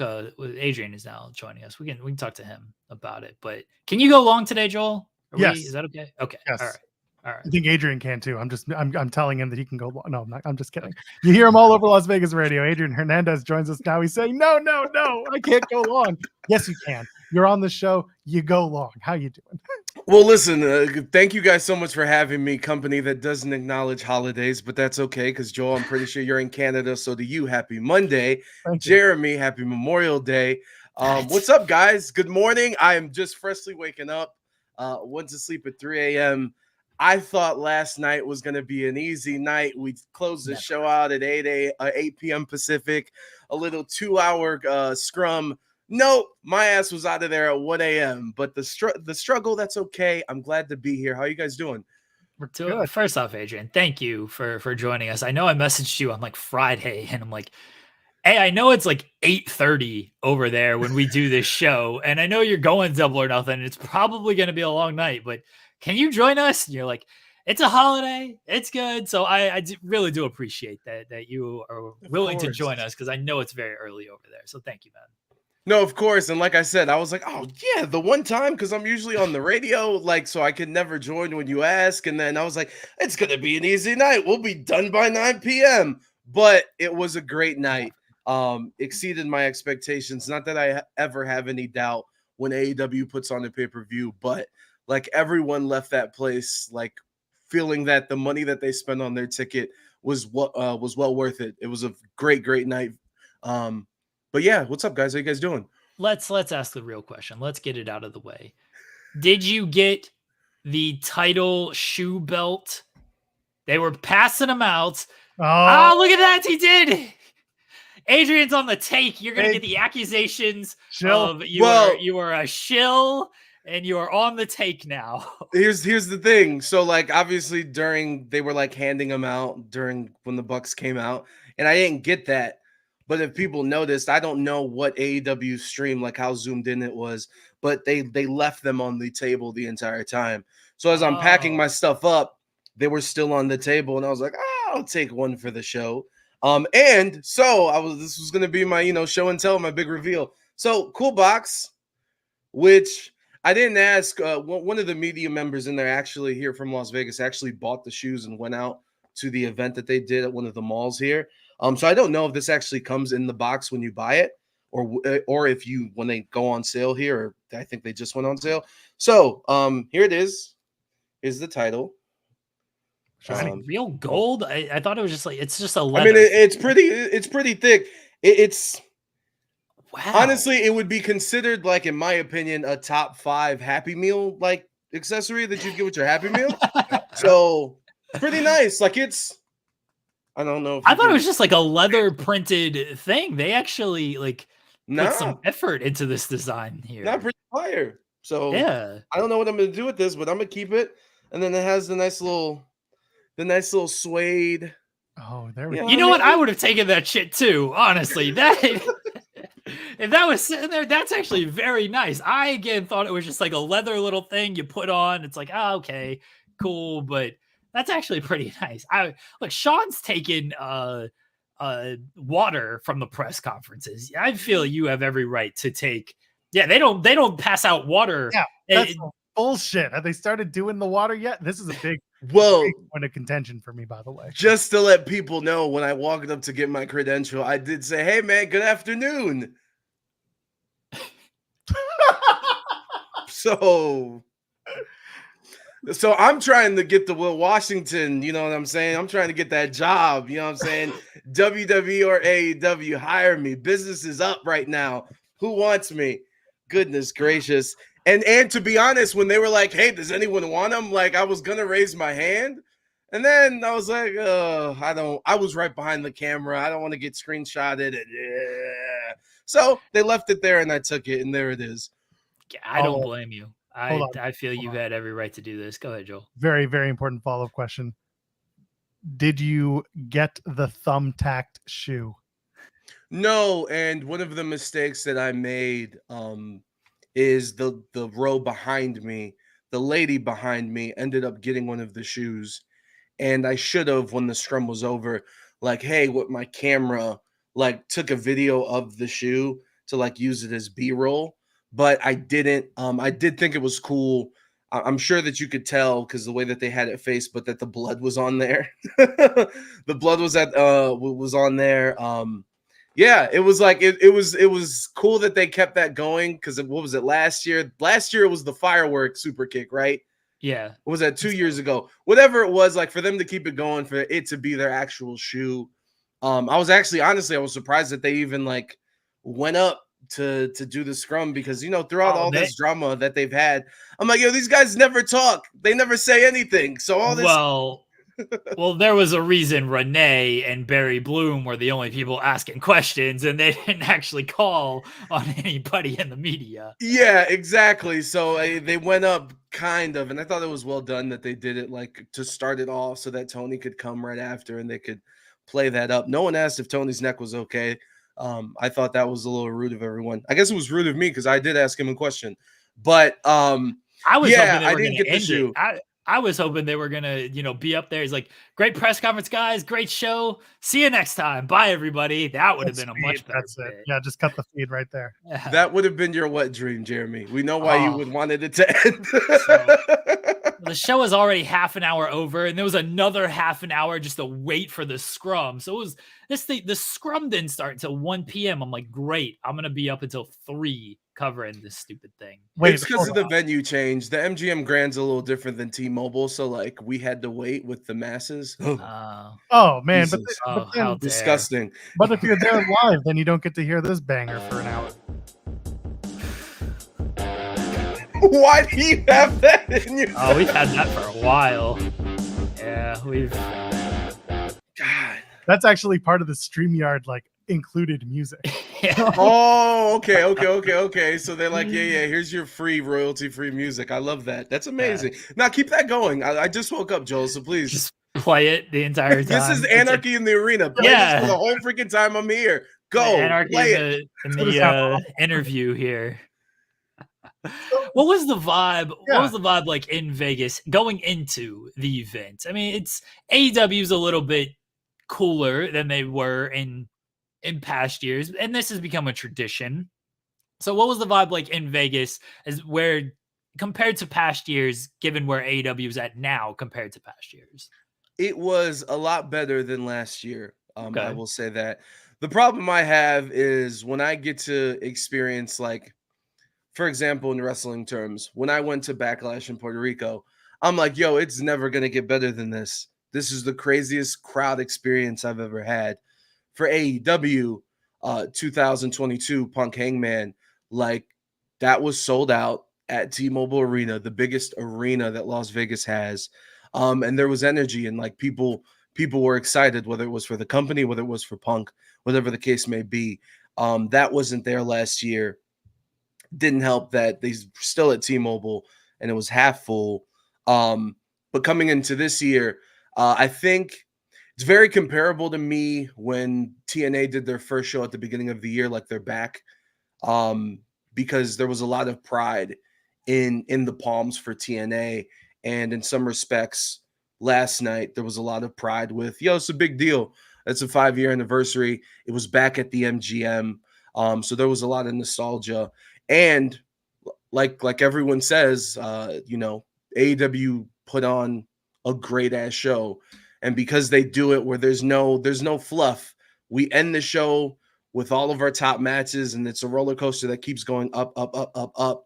There was maybe the first 5 minutes of Swerve versus Christian where everyone was kind of like, we need a little bit of a break. But other than that, like, even that match, like there was a lot of excitement towards the end, and Swerve really had that crowd.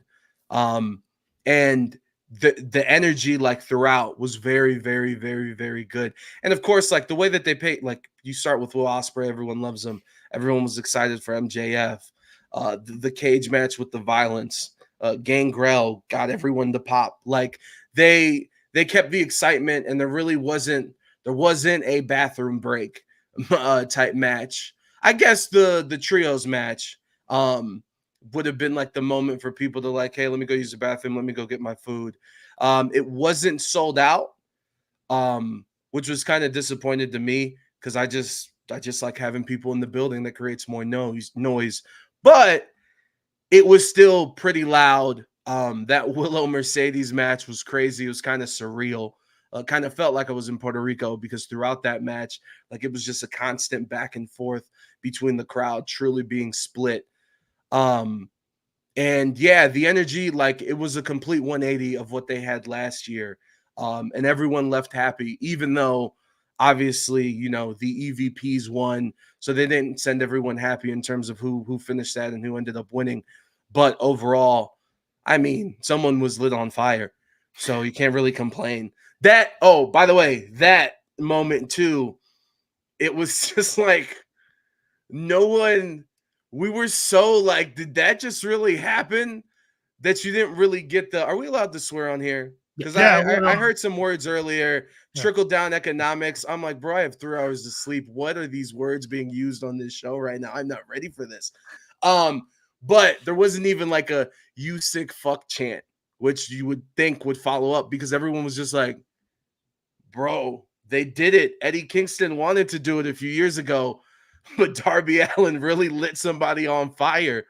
But yeah, no, like, generally, like, the crowd was, I think everyone was happy with what they paid for to go see last night.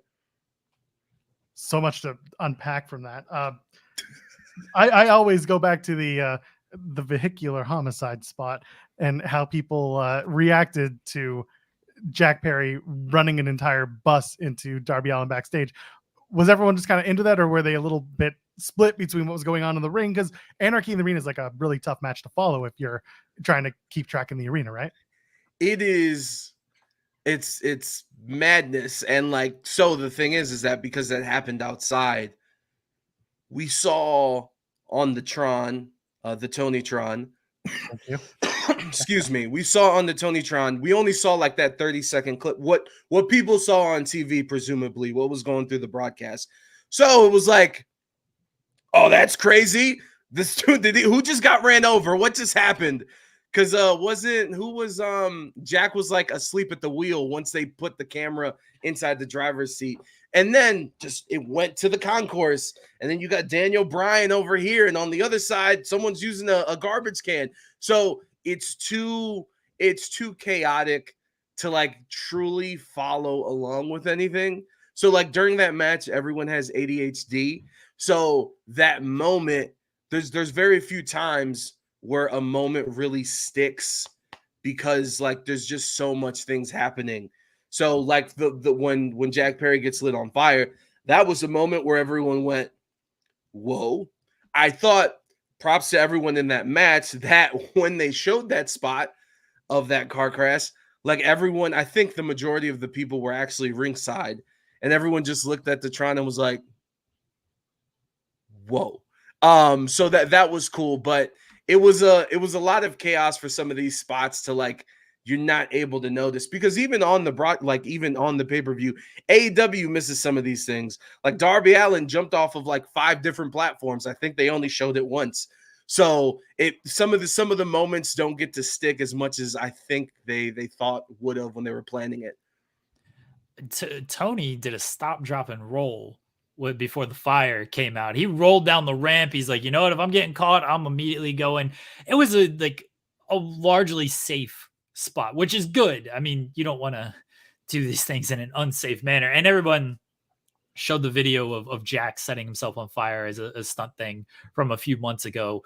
Darby has is licensed flamethrower owner and operator, so he knows how to use that thing. It was a cool spot. They did it again as safe as possible. The Bucks are right there with the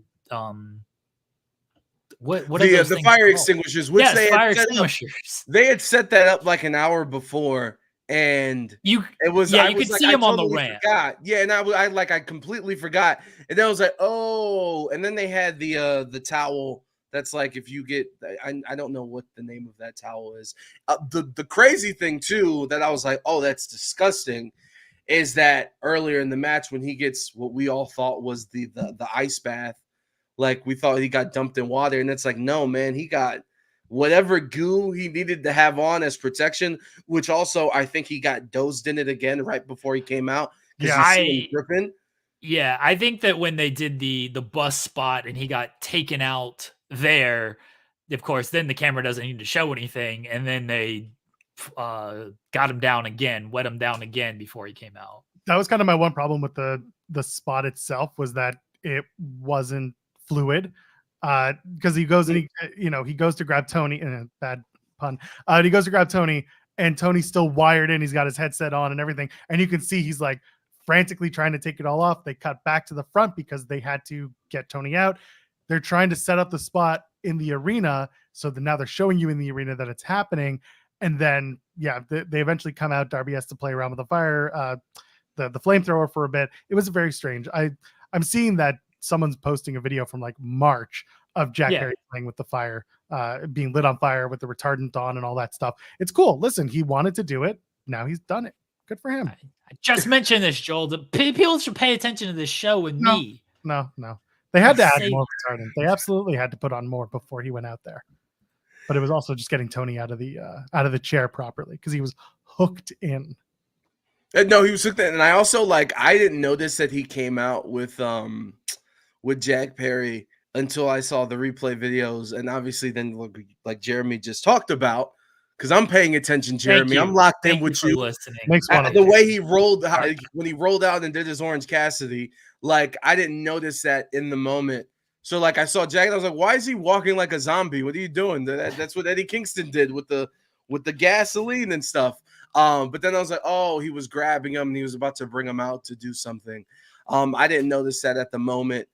And then, props to Jack. I kind of paid attention for the next 10 minutes until he made his way down to the ring, which is kind of insane. They had all their health people just making sure that he was good, giving him some water. And yeah, it was unbelievable. I don't know if we'll see that again, because like how much further can you take that? Cool that it happened. For me personally, I didn't like that because I really wanted to bring my son to the show, and I know what AEW is about. And when my son's mother saw that clip, she was like, and this is why I don't let him watch this bullshit. A guy was lit on fire, and you think this is okay for a 5-year-old. And in my opinion, it is okay, because life's hard. You never know. Anyway. I'm sorry. Sometimes people just got to get lit on fire. Yeah, sometimes. Listen, all I'm saying is you let the kid tweet for you once. So, like, it's just inevitable that now they're going to start watching wrestling. It's just what happens. I was like, what's going on here? I was like, what is this Morse code that I sent? Anyway, at Adrian Radio 93, if you want to go see my son's first historic tweet. What was your biggest takeaway from the show, Adrian? The one thing that will stick with you, 5 years from now when they're celebrating their 10-year anniversary. That the future of AEW is in good hands. When I see Will Ospreay, when I see Swerve really get into his own, when I see the energy that was in the ring for Mercedes and Willow, and just to know the talent in the women's division, like there's some good situations to be had, and how MJF comes in and kind of, well, what part does he play in this? Because I'd really be intrigued, and I'm very mad at myself that I didn't ask Will leading up to this when I got to talk to him of like, well, what does he think of MJF? I would love to see these guys promo battle. I would love Will to throw a bruv MJF's way and see what happens. So like when I talk about all this talent and it's like, yo, this is the next generation, are the next 4 pillars, whatever you want, the next pillars for the roster. And it's like, yo, they're in good hands. If he's able to come back, whatever he can give us, the Young Bucks and some of these people, like it's going to be okay past them. And that's really cool to see. Before we start winding down here, what was your reaction when Tony started talking about a mixed tag title? Chat's kind of talking about it a little bit, but he did mention that in the scrum. He had an interest in adding more titles to AEW. So in my head, I was like, more, bro? Like, what is this? Like, there was a couple times where I was like, yo, what belts do they like? Why they got 6 belts? What was going on here? What's the deal with this? So in my head, I was like, we don't need to do that. But the guy who asked the question, he was literally right next to me. He popped when he said we might do some mixed matches. There was a little bit of a, oh, cool, throughout the room. And like the mixed match, like I'm not mad at the concept of having those matches, having a belt for it. Like, okay, dude, whatever. If you get sponsored by Instagram to stream these on Instagram, kind of like the speed belt for WWE, like that's cool. Make it its own digital property, like the original, the WWE version that they did, where they kept it on the network or YouTube, whatever the deal was. Facebook. Facebook Watch. Challenge Facebook Watch. Are we on Facebook right now, by the way? You bet we are. Oh, this is so cool. Yes. So anyone who is like 60 and over probably watching the show on Facebook. Welcome. Listen, here's the thing. People on Facebook, yes, to your point, they may be older. They may not be the more educated. They may be the WWE fans, apparently, from some of these surveys of social media. But they watch stuff. They watch a lot of things on Facebook. That's underrated. If you don't have a Facebook fan page and you're a content creator who's watching this right now, you need to go do that. It's true. But to answer your question, I was like, hey, there's no belts. Most of the room was excited for the mixed match. Like that was probably the one thing that Tony said that really did get people sparked up. I'm disappointed in myself and the room and Las Vegas media, for that matter, that no one asked about. And it also goes against my one rule that I hate. So I'm being confusing right now because I don't like when people ask, hey, when are you coming to this city? I just thought it was kind of important with WrestleMania being in Vegas, but not only that, because of the pushback date, it's not at the start of April. It's at the last 2 weeks of April. This is always in May. Are you guys still going to do the show in Vegas? Like, what's the plan with that? Is that too close? So I was disappointed in that. But he did. I know Renee teed him up for like, what was the question about? How it was very Vegas inspired with Mercedes and the showgirls, and all that stuff. And he was like, no, Vegas is very important to us, and it was very important for us to be at the MGM Grand. So we'll see what happens next year, because that's the one thing. I know that there's a lot of people that are like, Vegas, they need to leave. And listen, I'll be honest, the attendance the past 3 years has gone down each time. I think last year was kind of a dud, because I was like, hey, man, everyone was hurt. They put on the best show that they could with what was available. But we'll see. And people complaining about Vegas being expensive. It's like, it was a holiday. It's always been expensive. It is pretty damn expensive, though. Like the MGM last night was $1,300 to stay. There was some media members who stayed there, and I'm happy for all their success, because I ain't got it like that. But tonight is $86. So it went from $1,300 to $86. I'm like, this is crazy. So salute to the fans that came to Vegas. Bless your bank accounts. I need to find that person and have long conversations with them. Hey, you better get ready, bro. It ain't gonna be any different for WrestleMania. In fact, it might be more. The only reason that I'm Joel's not going to WrestleMania, no, if they give us a hot tub to do our show in with a media row, then Jeremy and I are coming to WrestleMania. But otherwise, ain't no WrestleMania in my time. I went to Hard to Kill. I did that, and I got a good deal because it's January in Vegas. Ain't nobody going. So like, I did fine. But like, no, I ain't going to Mania. No, I totally understand the concept of like, yo, I paid for this once at this price. I'm not getting this same experience. I know for 10 times more. I know how to do Vegas my way. I know how to do it. Oh yeah, you were sending tweets. Yo, you gotta download the app and play the game. I'm like, I don't know what this game is. What is this? Everyone knows that stupid game. Half of Vegas is employed because of that stupid game. I was like, why is Joel the one sending out the Vegas tour guide tweets? He's stealing my gimmick. Hold on. No, I wouldn't have done it. But so I was like, that's cool. Wait, hold on. But when you did come here for Hard to Kill, where did you stay? So I did 2 nights at Palms Place. So I did pay because I wanted to be near the venue because I knew I was going to do a couple of interviews and I didn't know where I was going to do them. So I did that. And then I did 2 nights at Luxor because of that stupid app. I regretted doing the 2 nights at Luxor because why? Far from the venue and true because it's on the other side of the strip. Yeah, and it just wasn't. But the hotel itself, was there problems? No, like I had the older room because of that stupid game. They give you the tower rooms. They don't give you the good rooms. So like I knew I had an old room for 2 nights. It was fine, but like I should have stayed somewhere closer to the venue or at least somewhere that was nicer. Yeah. Did you go to the esports arena? Did you play some games? You pay an hour to play whatever video game you wanted? No, I was mostly there to work, and then that was it. I was in and out. I spent all of Saturday going into Hard to Kill, like in my hotel room, just vibing, just doing my thing. And then so you were here for 4 nights. Yeah, I got in on the Friday morning, and I left on the Monday night. I think was when I left. Listen, you guys work on the holidays, but you guys not you doing pretty good over there at Fightful. I see you guys. Yeah, we're trying. Listen, Money in the Bank being here in Toronto is going to be very advantageous for me. Slammiversary being in Montreal is going to be very advantageous for me. So Toronto, I might go. Please. I want to go. I just got a passport as a grown ass man. 30 years old, finally got a passport. Insane. Shout out to my baby mama. I was like, you need to grow up, bro. What's wrong with you? But I did realize that, like, so Friday is July 4th. And I was like, well, are they going to have talent in to do stuff? And, like, should I go if it's only going to be the show? Because some of the hotels are kind of expensive. But what do I need to know? Give me some prep. What's going on? So I have all my Kendrick Lamar shirts ready. That's all I know that I have ready.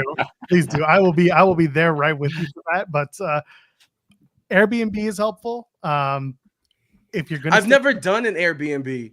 That's the thing. I'm very rarely doing Airbnbs too, but most of the hotels in Toronto get expensive. It really depends where you want to stay. But if you're staying close to a subway station, then it's actually super easy to get to and from the venue, and the subway runs late enough that you won't have to worry about getting around. You and I. Also, Toronto does subway stuff. Yeah, we do. So it's not a robust subway, but our transit as a whole is pretty good. So like you and I can talk offline about that too. There are plenty of places to stay. It just comes down to like how much you want to spend, what your budget's like, and what you're willing to, what you're willing to spend. Okay, fair enough. And also, you get a 25% discount because you're coming to Canada. It's because of the dollar versus us. So True, like, yeah. Well, it's also like Toronto being one of those cities that like you need to watch a wrestling match in, and I did Chicago. So I was like, well, what's next? Let's do Toronto. So we'll see. And there's ladders involved, there's violence. And so like, I'm down for it. And if you come in, man, like GCW is going to be running the night, the same night as SmackDown. And I don't normally tell people, hey, don't go to this, go to this. But like, I went to the GCW show that they ran in Toronto a couple of years ago.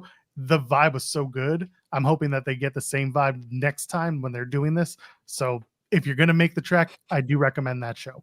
Yeah, we'll see. Thank SmackDown you for the before recommendation. doesn't do shit. What are they going to do on a SmackDown before pay-per-view?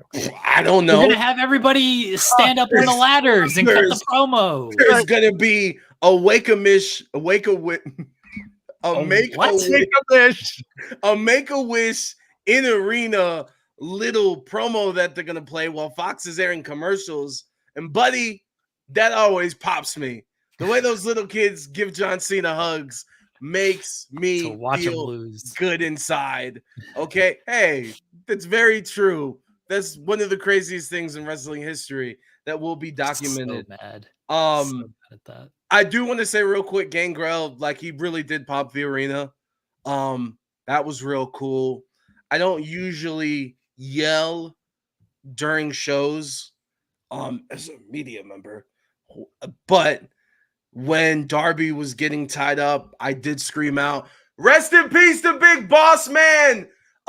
So that was just important to note. But yeah, that cage match was like that had the crowd like super pop too. Like the entire time people were into that, and not in a grotesque way. Like everyone was just like more violence. So they were in it. Even when the door opened, which like that was just kind of like people were a little scared because they're like, what the hell just happened? Is this thing about to collapse? Because it did look a little finicky in the arena. But yeah, shout out to Gangrel. Shout out to your moment. He did well. He had fun. Old ass. Adrian, we appreciate you joining us. You got a lot of great videos, by the way. Everyone go to Adrian's YouTube channel, and you got a lot of in-arena videos. And I do want to put over, you did a lot of interviews leading up to. I know you had Swerve, you had Will Ospreay. My favorite one that won't get enough love because it had nothing to do with wrestling, and that's why I do love it. You and Anthony Bowens just naming Giants players to start your interview. Like, I got nothing out of that as a news writer, but as someone who just enjoys stuff like that, this was amazing to me to watch y'all just go back and forth naming Giants players. So, he beat my ass, and he did. You admitted it. I respect that you admitted it. But so like I broke up with baseball like 3 years ago. But like the San Francisco Giants, I loved Barry Bonds. So San Francisco Giants were my West Coast team because I'm from Cleveland and we never have success in sports. And sometimes I want to have a good time. What of it? Nobody judge me. So like I knew some of these Giants, and I had my cheat sheet on my Google Docs, but I was logged into the wrong email account. And during interviews, like I can't be that guy. Like if one of these lights turns off right now, I'm going to flip out when I could just easily just hit the switch to turn it back on. Like that's how tense I get during interviews.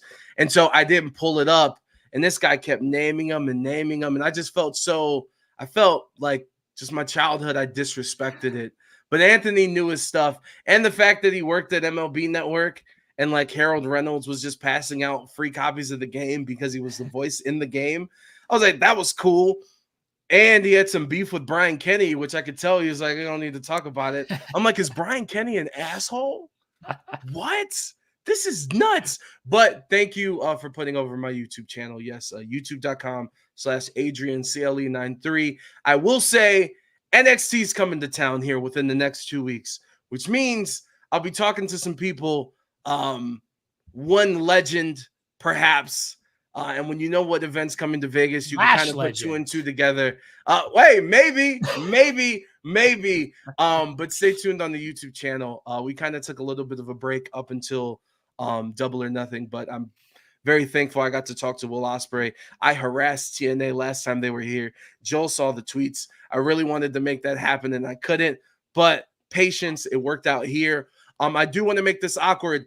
Jeremy, I need your top 10 leaderboard on interviewers in wrestling because, truth be told, had I not stayed up till 4 a.m. posting some of these interviews from the Scrum on YouTube, my plan was to come here with hate in my heart, like Kendrick told me to do a few weeks ago, and have a chalkboard with top wrestling interviewers in the game. And I was just going to put me, Sam Roberts, and that was it. So give me who's your top in the game? Because you watch everyone's. Oh, I can't stand any of you because you make you make me do work. So I said, fuck all you guys. That's your answer. I dislike all of you who do interviews because all that does is create work for me. So there are no top people. You're all at the bottom of my list. Whatever. Wow. That's the answer I'm rolling with. Ask and you shall receive. There it is. My half asleep ass is going to go back to sleep upset now. I apologize that my energy level was low, guys. I was pushing through to do this. Thankfully, this time my camera didn't freeze. So we're good with that. Look at it. Hey, it's a legend. What's up, dude? What's up? What? Wow, y'all are going late today. They're actually putting in the hours, the minutes. Look at it. On a holiday, by the way. Making it on a holiday, Sean. That's kind of crazy. Is it it is a Canadian holiday, isn't it? Too? Last weekend. Normally they sync up, but this year, yeah. Well, that should tell you how often Jimmy's been at work because his status still says long Canadian weekend. So Jimmy's watching the Oilers in the playoffs. You got to cut Jimmy some slack. I'm not gonna. Adrian, it's great to see you. Great to see you. Great to see you too. I guess the hockey talk means I have to leave now. No, I'm getting out of here too. I just wanted to make an appearance to show people I am up and functioning after being up till 4:30 last night. There we go. We go. Let's go. Put in work. Bye, Sean. What a drop in. He just does that? Yeah. Comes in and out. Yeah. Yes, all the time. That's typically how the appearances go. Usually not on the phone. Usually he's actually in the office by this point, but again, late night, so he slept in. Must be nice. Bro, that would drive me nuts. Hold on a second. Let me be Seahawk for a second. Hey, how do you guys feel about your work environment here at Fightful? No comment. Take it or leave it. No comment. Have I caused I'm gonna get fired on merit, guys? not because I'm gonna get fired on merit, not because I actually tried to do it. Okay. I, on the other hand, am here for chaos. I'm here for it too. That's what I'm trying to do. Oh my goodness. Look, guys, thank you guys so much for having me. There's Cam. Cam just say his name and he appears. I believe in Cam Hawkins. Yo, I met Caden Lee. That's unfortunate. I believe that's his name. Yeah. No, he always because Cam just joined, and I was like, bro, you always are sending him hot dog pictures. So nice to meet you. It's the weirdest interaction to introduce someone, but that was cool. Dude, does it say something that there was like a lot less media at this year's event? It's expensive as shit to go there. Yeah. It's tough. Well, wasn't a Wrestling Observer people, whatever their names are, they were at Collision. They posted the thing at Collision, but they weren't Yeah, they do their big convention there every year with Double or Nothing. So there's also like convention, the Starcast thing. They haven't done that in years. No. Separate event through RAW and Wrestling Observer. Yeah. Oh, they have like their little wrestling convention. Yeah, Wrestling Observer always has like a meetup with like subscribers and stuff, and they've been doing this for years on this. Okay, all right, fair enough. Community is very important. The people that we have in our lives. Yeah, and to be perfectly honest, when it comes to like our involvement as Fightful at these things, one of us who are not Sean typically would go, but the scrums haven't exactly been huge money makers for us as a content driver. So we don't always send somebody unless someone happens to be going. I guess that makes sense because like there's only so many. especially when everyone's trying to hit, I guess I'll call it the Denise jackpot in terms of like getting that clip that goes crazy. Yeah. So now instead of like maybe 1 or 2 people doing it, there's 15. But I was one of those 15, and I had the best shot in that building. So go check it out, youtube.com/AdrianCLE93. There it is. I love the plug. Thanks for joining us, Adrian. Get some sleep. I love Hope you get some guys. rest. Joel, Thanks, this is our first time interacting on like off of Twitter. It's a pleasure. You were on the show after Backlash. What are you talking about? It wasn't Joel. It was SP. It was SP3. Oh, I was off. I forget when Joel. And by the way, Joel, hold on a second, because I'm just making this the longest goodbye ever. My camera froze 5 minutes into the thing. Yeah, I didn't know. No one told me. All I needed to do was hit one button. Being on Fightful, the ESPN of wrestling for the first time. Big moment for me. All fucked up because this guy doesn't want to send a text like, "Hey, pal, something's going on with your camera. Everything the all audio right?" is fine. No one cares about video. The audio was fine. Yeah, I care about that stuff. Screen cap it and put it on my Instagram to make me seem cooler than I am. Bye, guys.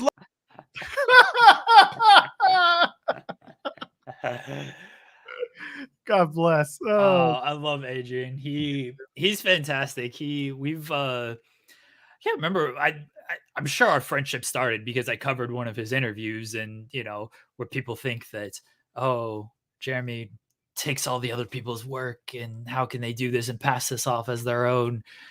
No, Adrian is somebody who reached out, was like, thanks for covering my interview, man. Like, that was really cool. And so like that's kind of just how we struck up our friendship. And then we've talked on and off since then, online, offline. And Adrian was somebody who I saw the Bowens interview and that popped me big time, as I mentioned. And then, he talked to Ospreay, he talked to Swerve this past week as well. And I was like, hey, I know it's going to be late or early technically, but you okay to join the show? Like, we'll have it late in the show. He's like, yep, whatever you need. So I appreciate Adrian. Another from Ohio as well, which is unfortunate. So he got out, so smart. Yeah, exactly. True. Hopefully he comes back. I don't like doing top 5, top 10. I don't want to offend anybody. Because I'm at the top of your list. I get it. You can tell them. It's fine. It's okay. It'll be our little secret just between you and me. I'm number 1. I do think Adrian is very, very good. I think he asks important questions. I think he asks good questions. I think he has a good rapport with the people that he speaks to. Again, the Bowens thing, as far as like me as a news person, that did nothing for me. But as far as just me listening to an interview and listening to the back and forth between a guest and an interviewer, that was a lot of fun. And that is something I look for in interviewers more than what kind of juicy quote can you give me? Because as someone who works hard, okay, that's good for me. But as someone who just wants to like sometimes enjoy interviews and not have to work, I much prefer this stuff of like, let's just name random San Francisco Giants players. Yeah, I'll put over Adrian just like Jeremy did. He's a great human being doing great work, and you see him pop up more and more in conversations, and there's a good reason for that. So you gotta give it to people who do that kind of work, and he's fun, man. Like y'all just watched him with us for the last half hour plus, and it was nothing but a good time. So big ups to Adrian Hernandez. He's going to join us again. I know he will. I hope he comes to Toronto because I'd love to hang out with him in person. Go grab a burger or something, hang out. Meet Norma, speaking of burgers, sent us a super chat earlier saying that exploding chair had more pyro than the exploding barbed wire death match. Also, an exploding chair was just a spot in the match. That was the one spot that like got me by surprise. Maybe I looked away and I didn't see like the pyro hidden in the chair. But when it happened, I was like, the hell was that? Like, it was my jump scare moment from Anarchy in the Arena. That was, a fun little addition to the match. The match was just, not overbooked. That's us. It was just overdone nonsense, but it was entertaining. So I can't complain. Vehicular homicide. I forgot there was an exploding chair in that right? match. It was just a spot. Okay, so back to the conversation we were having before Adrian joined us about like the elite and them winning, and this is a big angle in AEW. We headline the show. I think that was the right call for it to headline the show. By the way, I know people wanted Mercedes and Willow, and while I do think that was a great match, maybe even the best match on the show, I understand why it didn't headline, especially doing the turn with Statlander at the end. Like, you weren't going to close the show with Statlander turning on Willow. That doesn't scream like show closer to me. In fact, I thought they could have done without that turn last night. I thought they could have like even held off until Dynamite if they wanted to. That's just me. Because I like, you had Mercedes win. That's a big moment. That's cool. Like, end on that. We don't need to turn after that. So, and yeah, what was going to follow Anarchy in the Arena? Like, nothing. So I understand why Anarchy in the Arena closed. I thought that was the right call, especially get the build up onto it. My issue with sort of this this angle is I don't think they've done a good enough job of like making us hate the Young Bucks. Like, I know a lot of it's wink, nod, tongue in cheek kind of stuff. And I don't think that's the place for this. Go ahead, Joel. No, I agree with you, because one of the things that I kind of looked at was when they started the match and they did the hit my music, no hit my music, no hit my music, no, this is costing us $1 million. That's the Bucks meta style of presentation coming out, and that doesn't do it for me. And when you're trying to present this like super serious elite, well, not super serious, but at least an elite that's trying to take over and run the show, doing stuff like pulling out the microphone to be like, no, get rid of the music now, I want to play my music. That was a little bit ham-fisted for me, but yeah, that's where I was immediately. Like, during the match, I was fine with all that. It was okay to me. I didn't mind it. I'm more just talking about like the lead up to the match. So going back to FTR's promo on Collision, where it was very stand up for AEW, like, we come to work, we make you forget about maybe your problems for 2 hours. Like, we love AEW. If there wasn't an AEW, we wouldn't be here, all this stuff. And I'm just like, is AEW closing if they lose? Because as far as I can tell, the show's going to continue. Everything's going to continue with the Young Bucks. Like, the Young Bucks are doing the videos of like, we help out backstage, we help set up the ring, and everything's like, seems like they're kind of running a great show to me. I wish they would have hammered home the point of, we don't want the company running like the Young Bucks want to run it. That's not what AEW is about. They've lost their way with it. They're firing people like Christopher Daniels. They're bullying Tony Khan. They're taking out Tony Khan. Like, I would be okay if they propped up Tony Khan more, since now that he is a television character, of being like, Tony Khan is the reason that all of this happens. I understand people might not like that. Fine. But he's introduced on television. We know Tony Khan's role in all of this. He's got to be part of it in some way with this. I would have liked if they talked about Danielson coming and choosing the company more. Darby Allin being like what AEW is all about with that. And saying like, the Young Bucks, they didn't want the people like this. And I know Darby did when he first feuded with the Young Bucks with the Sting stuff, where he's like, you guys didn't want me, Cody was the guy, want me. Like, I think it's okay to hammer that and get the heat on the Bucks a little bit, of like, they want to turn AEW into this. They don't actually care about these people. They're doing this to make fun. Maybe it's a little too hammer it home for some people, but I think with an angle like this, that's okay if you do hammer it home a little bit, because I think sometimes being too meta, too of little like wink and nod stuff for this kind of angle is actually not good. Maybe it's just me. Maybe other people really enjoy it and it's fine. But I wish it would have been played more of, the Young Bucks are drunk with power. They're over here. Christian Cage, what did he do to earn his title shot? He just walked in, got handed this title shot. That's not what AEW is about. Like, it's okay to point out these things instead of just being like, we love AEW. It's 2 hours of escapism for us. Like, all right. All right. And look, if it's just me, it's just me. Like, no, it's not just you. I don't like it when people say, "Oh, it's just you," because I can guarantee you that there are people who agree with that statement and who are looking for a little bit more. It's not about more storytelling, but it is just more cohesiveness, or maybe making a serious story act as such instead of being goofy and being the elite as they were on the show. They should, and they're trying to present serious, but they're trying to be meta, they're trying to be funny, but they're trying to be like there's a weird cohesion that doesn't always work when the Bucks are doing their shtick. And it's fine when you do a backstage segment or a little like a silly commercial where you redo the Dynamite intro and it's the elite because they've cut out Tony Khan. And that's, coming after a big beatdown segment where everyone was scared shitless. Like, what happened to Tony? Is he okay? Blah, blah, blah. Shad Khan comes out. Like, why didn't we play this more seriously? Why wasn't this for the power and the balance of AEW? What can you do now that the elite have won this match? What can you do to make it more important?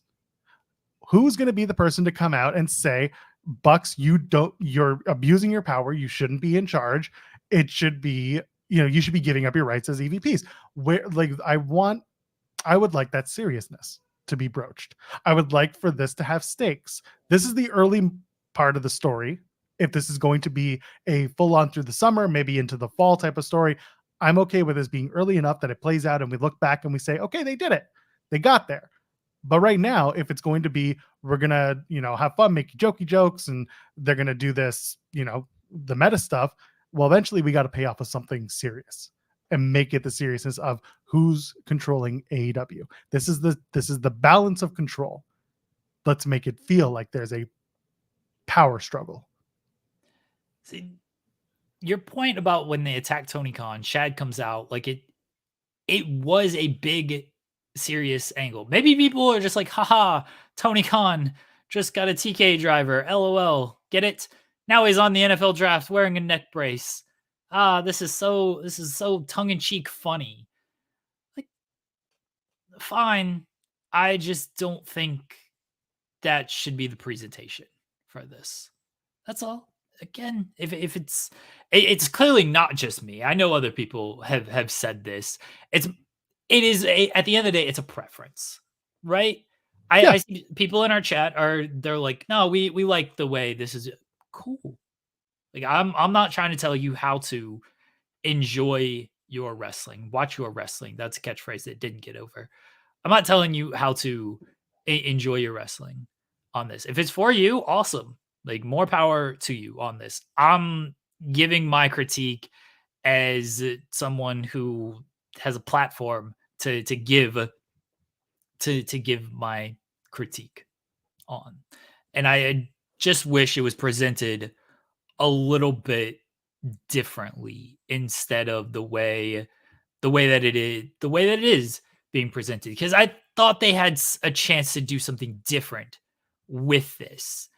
And it doesn't feel as different as I was hoping for. And I'm not saying it's bad, by the way. Like, I enjoyed the Anarchy in the Arena match. I like the Young Bucks stuff when they do the video packages and everything. I actually enjoy that stuff. I think that's maybe why it doesn't work, though, because I like dumb bullshit. And I don't think this should be a dumb bullshit angle. What's really funny is, yeah, exactly what you just said. You like dumb bullshit, and here you are being like, no, give me serious. Give me the seriousness. It's hard to take you seriously is what I'm saying. So start getting your meta shit in, Jeremy Lambert.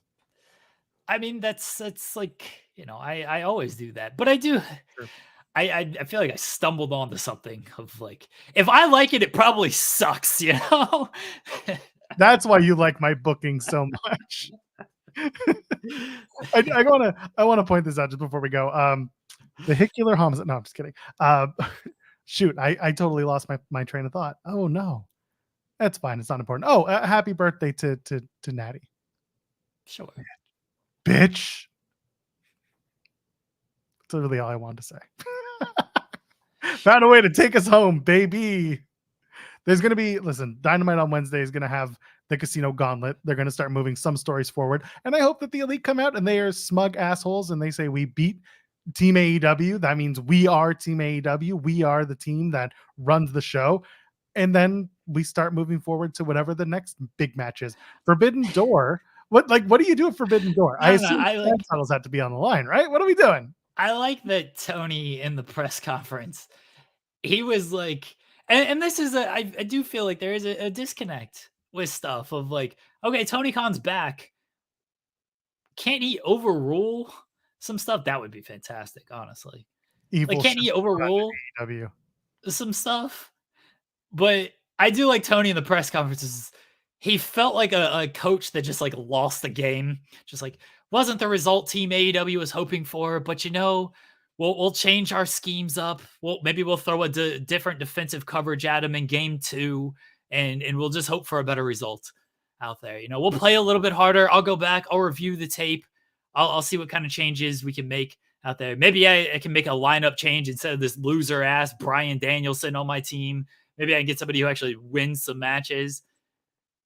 He sold it like it's just his coach. He lost coach losing a game. Well, like, that's the thing. He's going to go into Forbidden Door, and it'll be Team New Japan. He's going to redo it.